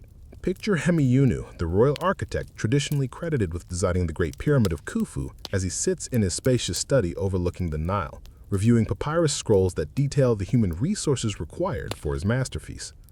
The room around him speaks of privilege that exists in a different world from the quarries and construction sites we have witnessed. Fine linen curtains filter the harsh desert light, servants bring him chilled wine and honeyed bread, and the only sounds are the gentle splash of fountains and the soft scratch of reed pens on papyrus. Yet the documents he studies contain casualty projections, replacement schedules for dead workers, and cost-benefit analyses that treat human life as a renewable resource to be consumed in measured quantities. The social distance between architects like Hemiunu and the workers who executed their designs was measured not just in physical comfort, but in fundamental differences of worldview that made the systematic exploitation of human labor psychologically bearable for the elite classes. To Hemiunu, the workers were statistical abstractions, labor units whose productivity could be calculated, whose mortality rates could be predicted, and whose replacement could be planned with the same precision used to estimate stone requirements or tool consumption.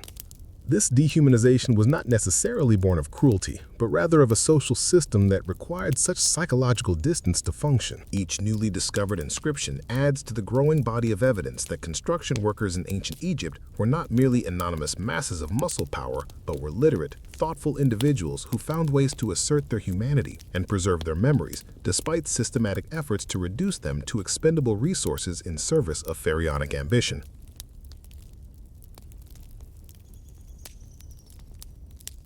From the desperate voices of workers carved into hidden stone surfaces, let your consciousness ascend through the rigid hierarchies of ancient Egyptian society to witness how those who commanded these terrible projects viewed the human cost of their architectural ambitions. In the comfortable villas of Memphis and Thebes, where royal architects and court officials planned monuments that would outlast civilizations, the suffering we have explored was reduced to abstract calculations, logistical challenges, and acceptable losses in service of divine pharaonic glory. Picture Hemiunu, the royal architect traditionally credited with designing the Great Pyramid of Khufu, as he sits in his spacious study overlooking the Nile, reviewing papyrus scrolls that detail the human resources required for his masterpiece. The room around him speaks of privilege that exists in a different world from the quarries and construction sites we have witnessed. Fine linen curtains filter the harsh desert light, servants bring him chilled wine and honeyed bread, and the only sounds are the gentle splash of fountains and the soft scratch of reed pens on papyrus. Yet the documents he studies contain casualty projections, replacement schedules for dead workers, and cost-benefit analyses that treat human life as a renewable resource to be consumed in measured quantities. The social distance between architects like Hemiunu and the workers who executed their designs was measured not just in physical comfort, but in fundamental differences of worldview that made the systematic exploitation of human labor psychologically bearable for the elite classes. To Hemiunu, the workers were statistical abstractions, labor units whose productivity could be calculated, whose mortality rates could be predicted, and whose replacement could be planned with the same precision used to estimate stone requirements or tool consumption. This dehumanization was not necessarily born of cruelty, but rather of a social system that required such psychological distance to function. Architects who completed projects ahead of schedule and under budget received the highest honors, regardless of how many workers died in the process. Those who expressed concern about casualty rates or suggested modifications to improve worker safety were viewed as lacking the decisiveness and focus necessary for managing large-scale construction projects. Personal relationships within elite Egyptian society further reinforced the psychological barriers that separated architects from the human cost of their projects. Hemiunu's wife, children, and social circle all benefited from his position and success, creating powerful incentives to maintain the worldview that made such success possible. Questioning the morality of construction practices that killed thousands of workers would have required him to challenge not just his professional identity, but the entire social system that provided meaning, security, and status for everyone he cared about. The documentation systems that tracked construction progress were designed to maintain the psychological distance between planners and workers by presenting human costs in abstract, statistical terms that minimized emotional impact.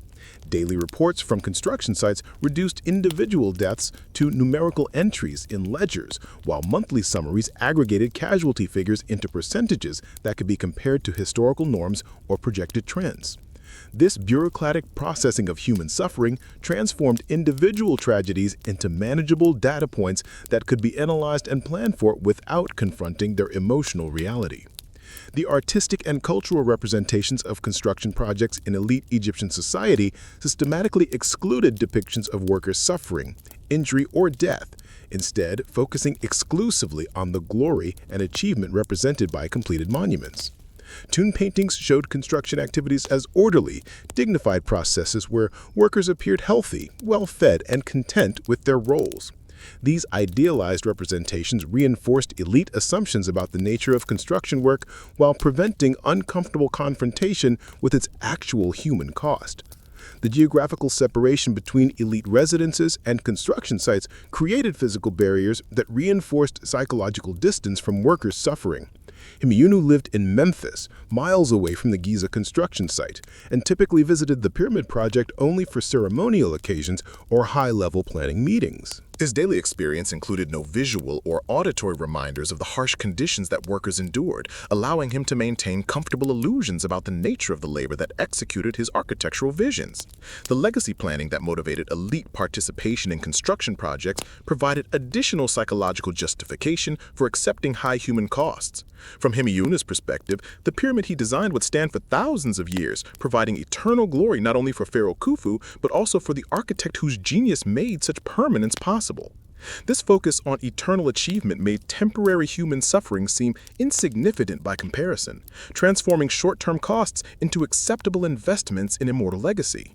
The theological education that shaped elite Egyptian worldviews included sophisticated concepts of cosmic order, divine hierarchy, and sacred kingship that provided intellectual frameworks for justifying social inequalities and human exploitation.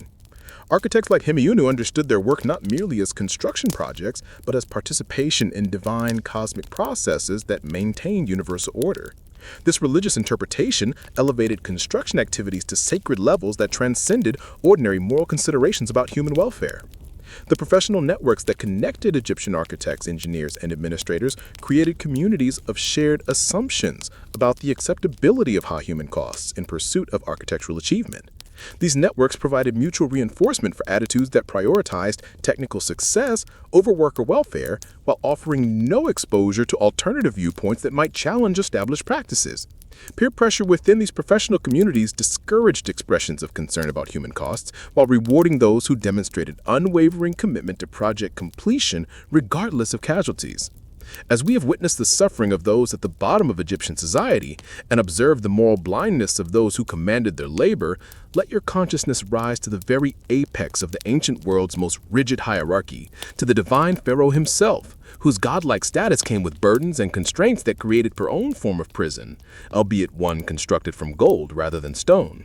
Here, in the rarefied atmosphere of absolute power, we find another perspective on the human cost of Egyptian monumentality, where the price of divinity was measured not in physical suffering, but in the complete sacrifice of individual humanity to the demands of cosmic order. Picture Pharaoh Khufu in the pre-dawn hours of his palace at Memphis, awakening not to the natural rhythms of sunrise and personal need, but to the rigid ceremonial requirements that governed every moment of divine existence.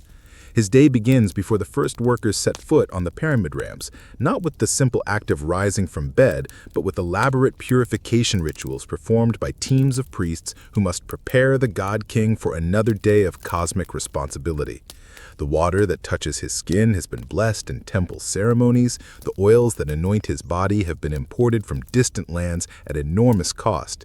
And the prayers spoken over his morning ablutions invoke cosmic forces that ordinary mortals cannot even comprehend. The physical isolation that surrounds Pharaoh creates a form of imprisonment as complete as any dungeon, though decorated with luxury beyond imagination.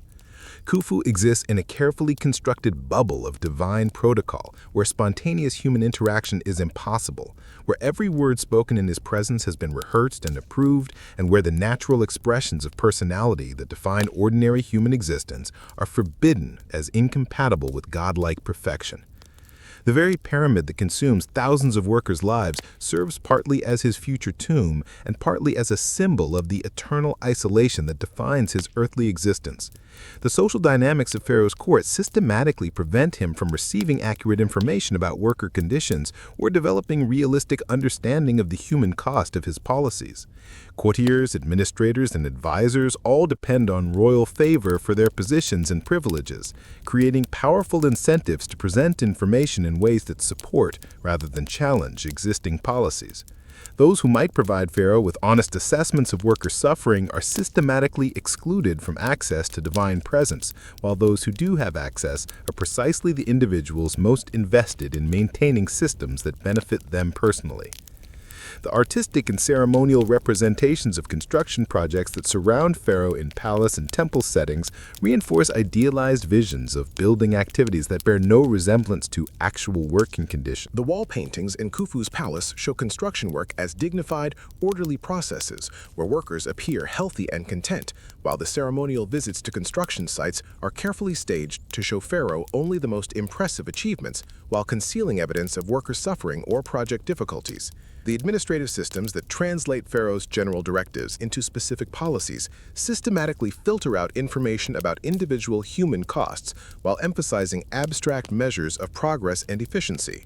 When Khufu expresses desire for faster pyramid construction, this preference is interpreted by administrators as authorization for whatever measures might be necessary to achieve acceleration, including policies that increase worker mortality rates. The distance between divine intention and administrative implementation allows Pharaoh to maintain psychological deniability about the specific human consequences of his decisions.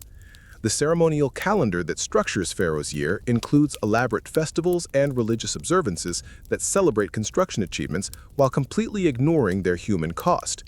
The annual ceremony, marking another level of pyramid completion, focuses exclusively on architectural progress and divine glory, with no acknowledgement of the workers who died during the preceding year or recognition of the suffering required to achieve the celebrated milestones. The personal luxury that surrounds Pharaoh creates additional psychological barriers to understanding or empathizing with worker conditions. Khufu's daily experience includes the finest food, the most comfortable furnishings, the most beautiful clothing, and constant attendance by servants whose only purpose is to ensure his comfort and convenience.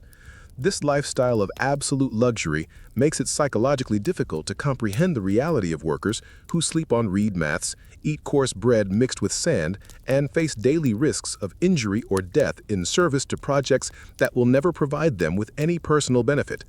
The dynastic pressures that influence Pharaoh's decision-making create additional incentives to pursue massive construction projects regardless of their human cost. Khufu must compete with the achievements of previous pharaohs while setting standards that future rulers will struggle to exceed, creating a competitive dynamic that encourages increasingly ambitious projects that require ever greater human sacrifices. The political necessity of demonstrating divine power through architectural achievement makes the human cost of such demonstration seem like an unavoidable requirement rather than a moral choice. The religious rituals that occupy much of Pharaoh's time include elaborate ceremonies intended to maintain cosmic order and ensure the continued prosperity of Egypt, creating psychological frameworks that interpret worker suffering as necessary sacrifice for the greater good. These rituals reinforce Pharaoh's understanding of himself as a cosmic force whose decisions serve universal rather than merely human purposes, making individual worker deaths seem insignificant compared to the divine responsibilities he bears. The succession planning that shapes Pharaoh's long-term thinking includes careful consideration of the legacy he will leave for future generations, creating additional pressure to complete ambitious construction projects that will serve as permanent testimony to his reign's achievements. The pyramid represents not only Khufu's tomb, but also a monument that will preserve his memory for thousands of years, making the human cost of its construction seem like a worthwhile investment in eternal glory that will benefit all future Egyptians. The security concerns that govern Pharaoh's daily existence create additional layers of isolation that prevent him from developing realistic understanding of his subjects' living conditions or forming genuine relationships that might inspire empathy for worker suffering. The elaborate protocols designed to protect divine kingship from assassination attempts also protect Pharaoh from exposure to information or experiences that might challenge his assumptions about the morality of his policies. As our journey through the harsh realities of ancient Egyptian labor draws toward its conclusion, let your consciousness expand to encompass the vast chasm that separated the daily existence of Egypt's elite from the brutal reality experienced by those whose labor built the civilization we remember today. This divide was not merely economic or social, but represented fundamentally different ways of experiencing human existence, different relationships with time, with physical comfort, with hope, and with the very meaning of life and death in the shadow of the Nile. Picture a single day in ancient Egypt, experienced simultaneously across the rigid hierarchies that define the civilization.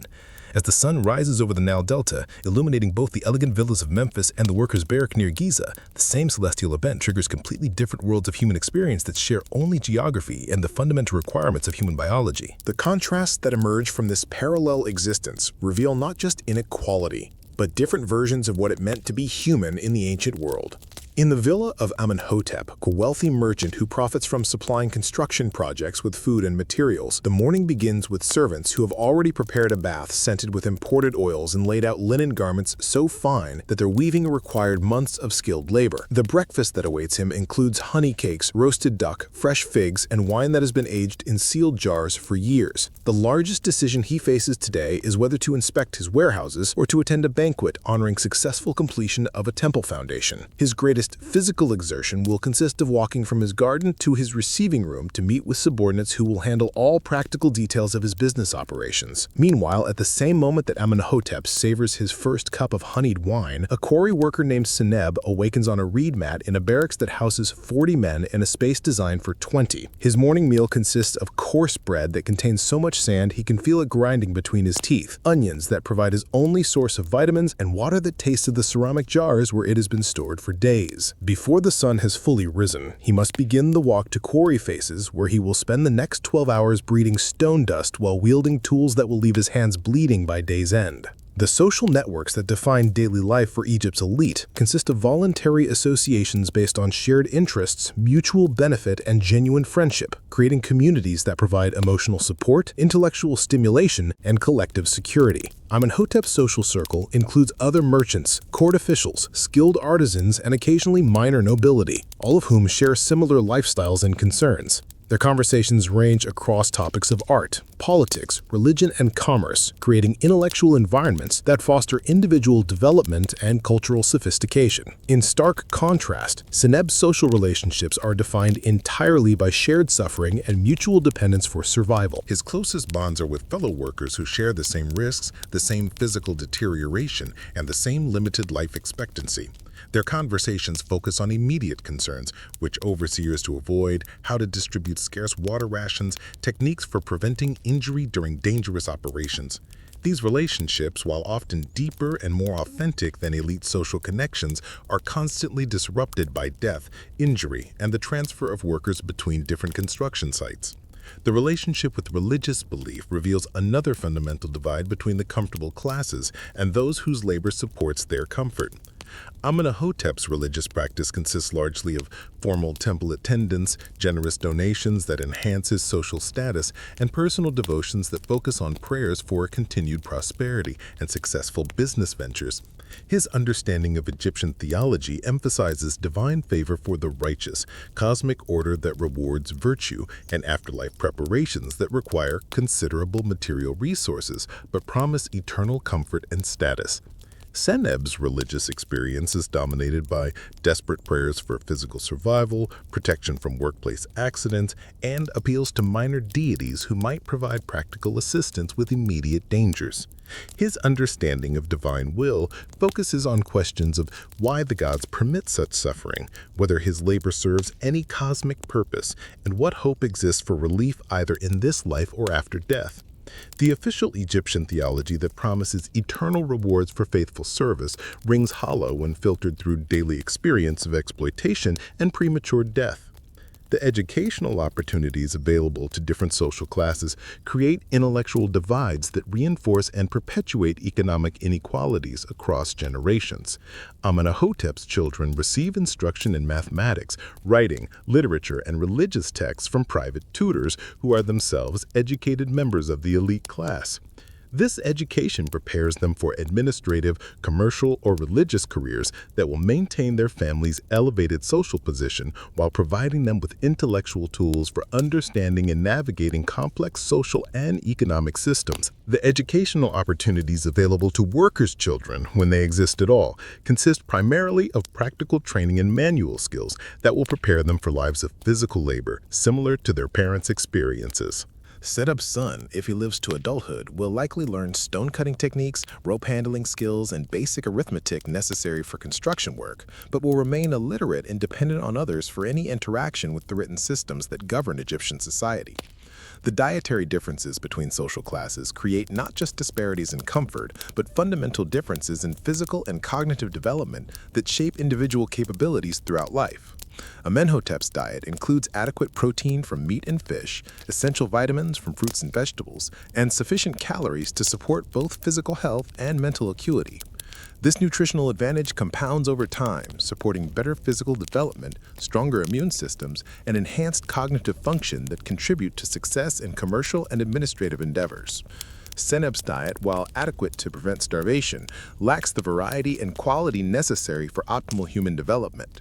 The chronic malnutrition that affects most workers creates physical and cognitive limitations that make it difficult to escape cycles of manual labor, even for individuals who might possess natural intelligence or talents that could serve them well in other occupations.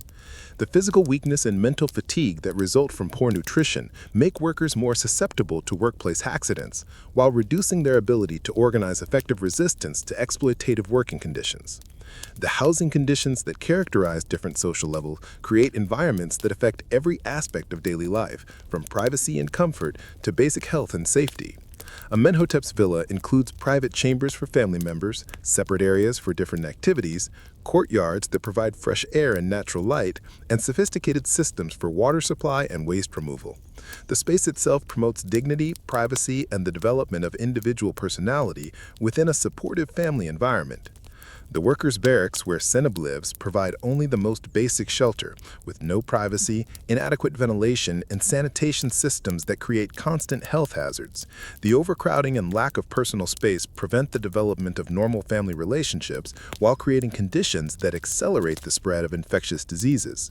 The physical environment reinforces the dehumanization that characterizes workers' treatment in other aspects of their lives, making it difficult to maintain dignity or hope under such degraded living conditions. The medical care available to different social classes reflects broader inequalities while creating additional disparities in life expectancy and quality of life. Amenemheb has access to skilled physicians who provide preventative care, sophisticated treatments for illness and injury, and medications imported from distant regions of the known world. His medical care focuses on maintaining health and comfort throughout a long life, with treatments designed to address root causes of problems rather than merely managing symptoms. Seneb's medical care, when available at all, consists primarily of basic first aid designed to return injured workers to productive labor as quickly as possible. The focus is on immediate functionality rather than long-term health, with treatment treatments that often create additional problems while solving immediate crises. The medical knowledge applied to worker populations emphasizes speed and economy rather than effectiveness, reflecting the assumption that workers are replaceable resources rather than individuals worthy of comprehensive care. The artistic and cultural experiences that enrich the lives create opportunities for intellectual and emotional development that are completely unavailable to working populations. Amenemheb regularly attends musical performances, views new architectural projects, examines imported artwork, and participates in literary discussions that expand his understanding of human possibility and cultural achievement. These experiences contribute to his sense of dignity and individual worth, while connecting him to broader currents of human creativity and expression. Senap's cultural experiences are limited to the work songs that coordinate construction activities, the informal storytelling that provides brief respite from physical labor, and the religious festivals that occasionally interrupt work schedules. While these experiences provide some relief from the monotony of manual labor, they lack the sophistication and variety that characterize elite cultural life, limiting opportunities for intellectual growth or artistic appreciation that might provide alternative sources of meaning and dignity. The legacy planning that occupies elite attention extends their influence and identity far beyond their individual lifespans, creating forms of symbolic immortality that provide meaning and motivation for present actions. Amenemheb invests considerable resources in tomb construction, religious endowments, and family trust arrangements that will preserve his memory and continue his influence for generations after his death. This planning provides psychological comfort while reinforcing his sense of individual importance and social worth. Seneb's legacy consists primarily of his children's survival and whatever skills he can pass on before his death. His lack of resources prevents any formal legacy planning, while his early death from occupational hazards often cuts short even informal transmission of knowledge and values to the next generation. The absence of legacy opportunities reinforces the sense that workers' lives have no significance beyond their immediate contribution to projects that will glorify others rather than preserving their own memory. As our journey through the harsh realities of ancient Egyptian labor draws to its close, let your consciousness drift back across the millennia that separate us from the suffering we have witnessed tonight. The quarry workers whose lungs filled with granite dust, the miners who descended into golden darkness never to return, the pyramid builders whose backs bent under impossible loads. All of these struggles have long since faded into the silence of the desert, leaving behind only the monuments they built and the stories we have shared in these quiet hours. Picture yourself once more floating down the eternal Nile, but now as an observer from our modern world, watching the sun set over monuments that have outlasted the empires that built them. The Great Pyramid of Giza rises from the desert sands exactly as it appeared to the workers who died building it, its limestone casing long since stripped away, but its essential form unchanged by the passage of 45 centuries. The stones that cost Seneb his health and Keti his life still rest in their appointed places, bearing witness to human ambition and human suffering in equal measure. The contrast between our comfortable present and the brutal past we have explored provides its own form of solace. You rest tonight in safety that those ancient workers could never have imagined, protected by labor laws, safety regulations, and social systems that recognize individual human worth in ways that would have seemed impossible to the architects and pharaohs who commanded Egypt's construction projects. The electric lights that illuminate your evening, the clean water that flows from your taps, the medical care that treats your illnesses. All of these miracles of modern life represent humanity's gradual recognition that individual suffering matters more than collective monuments. Consider how the passage of time has transformed the meaning of the very monuments that consumed so many lives in their creation. The pyramids that once symbolized pharaonic power and divine authority now serve primarily as tourist attractions and archaeological sites, their original religious significance largely forgotten, while their human cost becomes increasingly visible through modern research techniques. The gold that workers died to extract from Nubian mines now rests in museum cases, its monetary value dwarfed by the historical significance of the suffering required to obtain it. The stories we have shared tonight of Khaemwaset, the overconflicted overseer, of Anku, the reluctant revolutionary, of Amenemheb and his forbidden quarries, represent not just historical curiosities, but reminders of human resilience in the face of seemingly impossible circumstances. Even under the most brutal conditions imaginable, people found ways to maintain dignity, to care for each other, to resist exploitation, and to preserve their humanity despite systematic efforts to reduce them to expendable resources. The scientific techniques that allow modern researchers to read the stories written in ancient bones, to decode the messages carved into hidden stone surfaces, and to reconstruct the daily lives of forgotten workers demonstrate how contemporary knowledge honors the memory of those who suffered in anonymity. Dr. Mitchell's analysis of skeletal remains, Dr. Rodriguez's documentation of worker graffiti, and countless other research efforts ensure that the human cost of ancient achievements will never again be overlooked or minimized in our understanding of the past. The archaeological evidence we have examined reveals patterns of exploitation and resistance that resonate across historical periods, reminding us that the struggles between human dignity and systematic oppression represent timeless themes rather than merely ancient curiosities. The techniques used to organize massive construction projects, to manage labor populations, and to maintain social hierarchies through a combination of religious ideology and economic pressure find echoes in many later historical periods, suggesting that understanding ancient labor systems provides insights relevant to ongoing human challenges. The religious and philosophical questions raised by Egypt's construction projects, about the relationship between individual sacrifice and collective achievement, about the price of immortality and the value of temporary existence, about the responsibilities of power and the dignity of labor, remain as relevant today as they were 4,000 years ago. The monuments that ancient workers built with their lives continue to inspire wonder and admiration, but that inspiration now includes awareness of the human cost that makes such achievements more rather than less remarkable. The technological marvels that characterize our modern world, from the smartphones that connect us instantly across vast distances to the medical procedures that extend life far beyond ancient expectations, represent humanity's gradual development of ways to achieve remarkable results without requiring massive human sacrifice. The engineering principles that moved pyramid blocks with human muscle power have evolved into machines that can accomplish similar tasks with minimal human risk, demonstrating that progress consists not just in achieving impressive results, but in finding ways to achieve them while preserving rather than consuming human welfare. The social systems that govern our contemporary world, whatever their imperfections, reflect thousands of years of gradual recognition that individual human dignity represents a value that transcends collective achievements. The labor protections that prevent modern construction workers from facing conditions similar to those in ancient quarries, the democratic institutions that provide alternatives to absolute monarchy, and the educational opportunities that offer paths out of inherited poverty, all represent accumulations of human wisdom purchased partly through the suffering of people like those whose stories we have shared tonight. As you prepare for sleep, let the weight of these ancient struggles settle around you like a protective blanket, reminding you that your own comfortable rest represents the culmination of countless generations of human effort to create conditions where safety and dignity are expected rather than extraordinary. The physical comfort of your bed, the security of your shelter, the confidence that tomorrow will bring opportunities rather than merely survival challenges, all of these represent victories won through struggles that extend back to the Egyptian quarries and construction sites we have visited in our imagination. The quietude that surrounds you now stands in stark contrast to the noise and chaos that filled ancient construction sites, where the sounds of human suffering echoed constantly across the desert landscape. The silence of your evening, broken only by gentle sounds of modern life, represents a form of peace that workers like Seneb and Keti could hardly have imagined possible.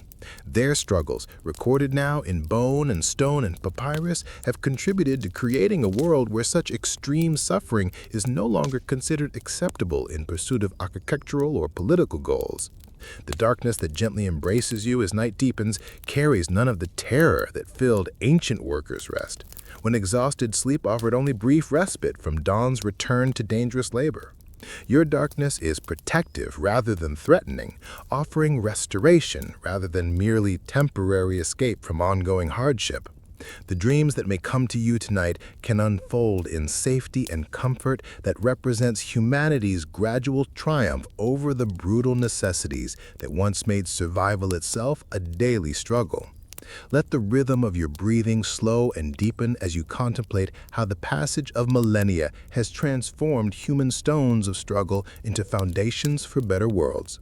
The pyramids still stand in the desert, their builders long since returned to dust, but their legacy includes not just architectural achievement, but also growing awareness that such achievements must never again require such human cost. The ancient workers whose suffering we have witnessed contributed not only to monuments that outlasted empires, but also to accumulating human wisdom about the value of individual life and dignity. The cool air that surrounds you tonight, free from the dust and heat that plagued ancient construction sites, represents one small miracle among countless others that characterize modern existence. The clean water available at your fingertips, the food that requires no dangerous labor to obtain, the medical care that treats ailments without requiring heroic endurance. All of these conveniences reflect humanity's gradual success in creating conditions where basic human needs can be met without extraordinary suffering.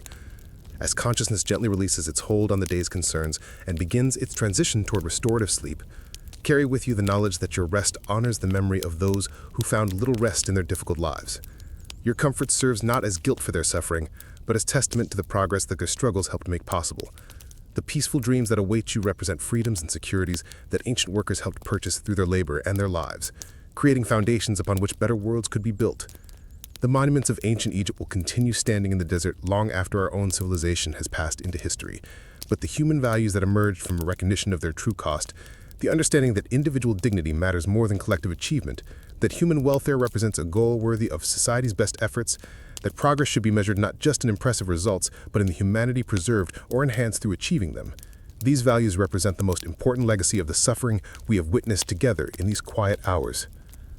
Rest now in the safety and comfort that countless generations of human struggle have created, knowing that your peaceful sleep represents not just personal restoration, but also participation in humanity's ongoing commitment to creating worlds where such peace is possible for everyone. The ancient workers whose stories we have shared tonight live on not just in the monuments they built, but in the better conditions that their suffering helped inspire, and in the growing determination that such extreme costs should never again be required for human achievement.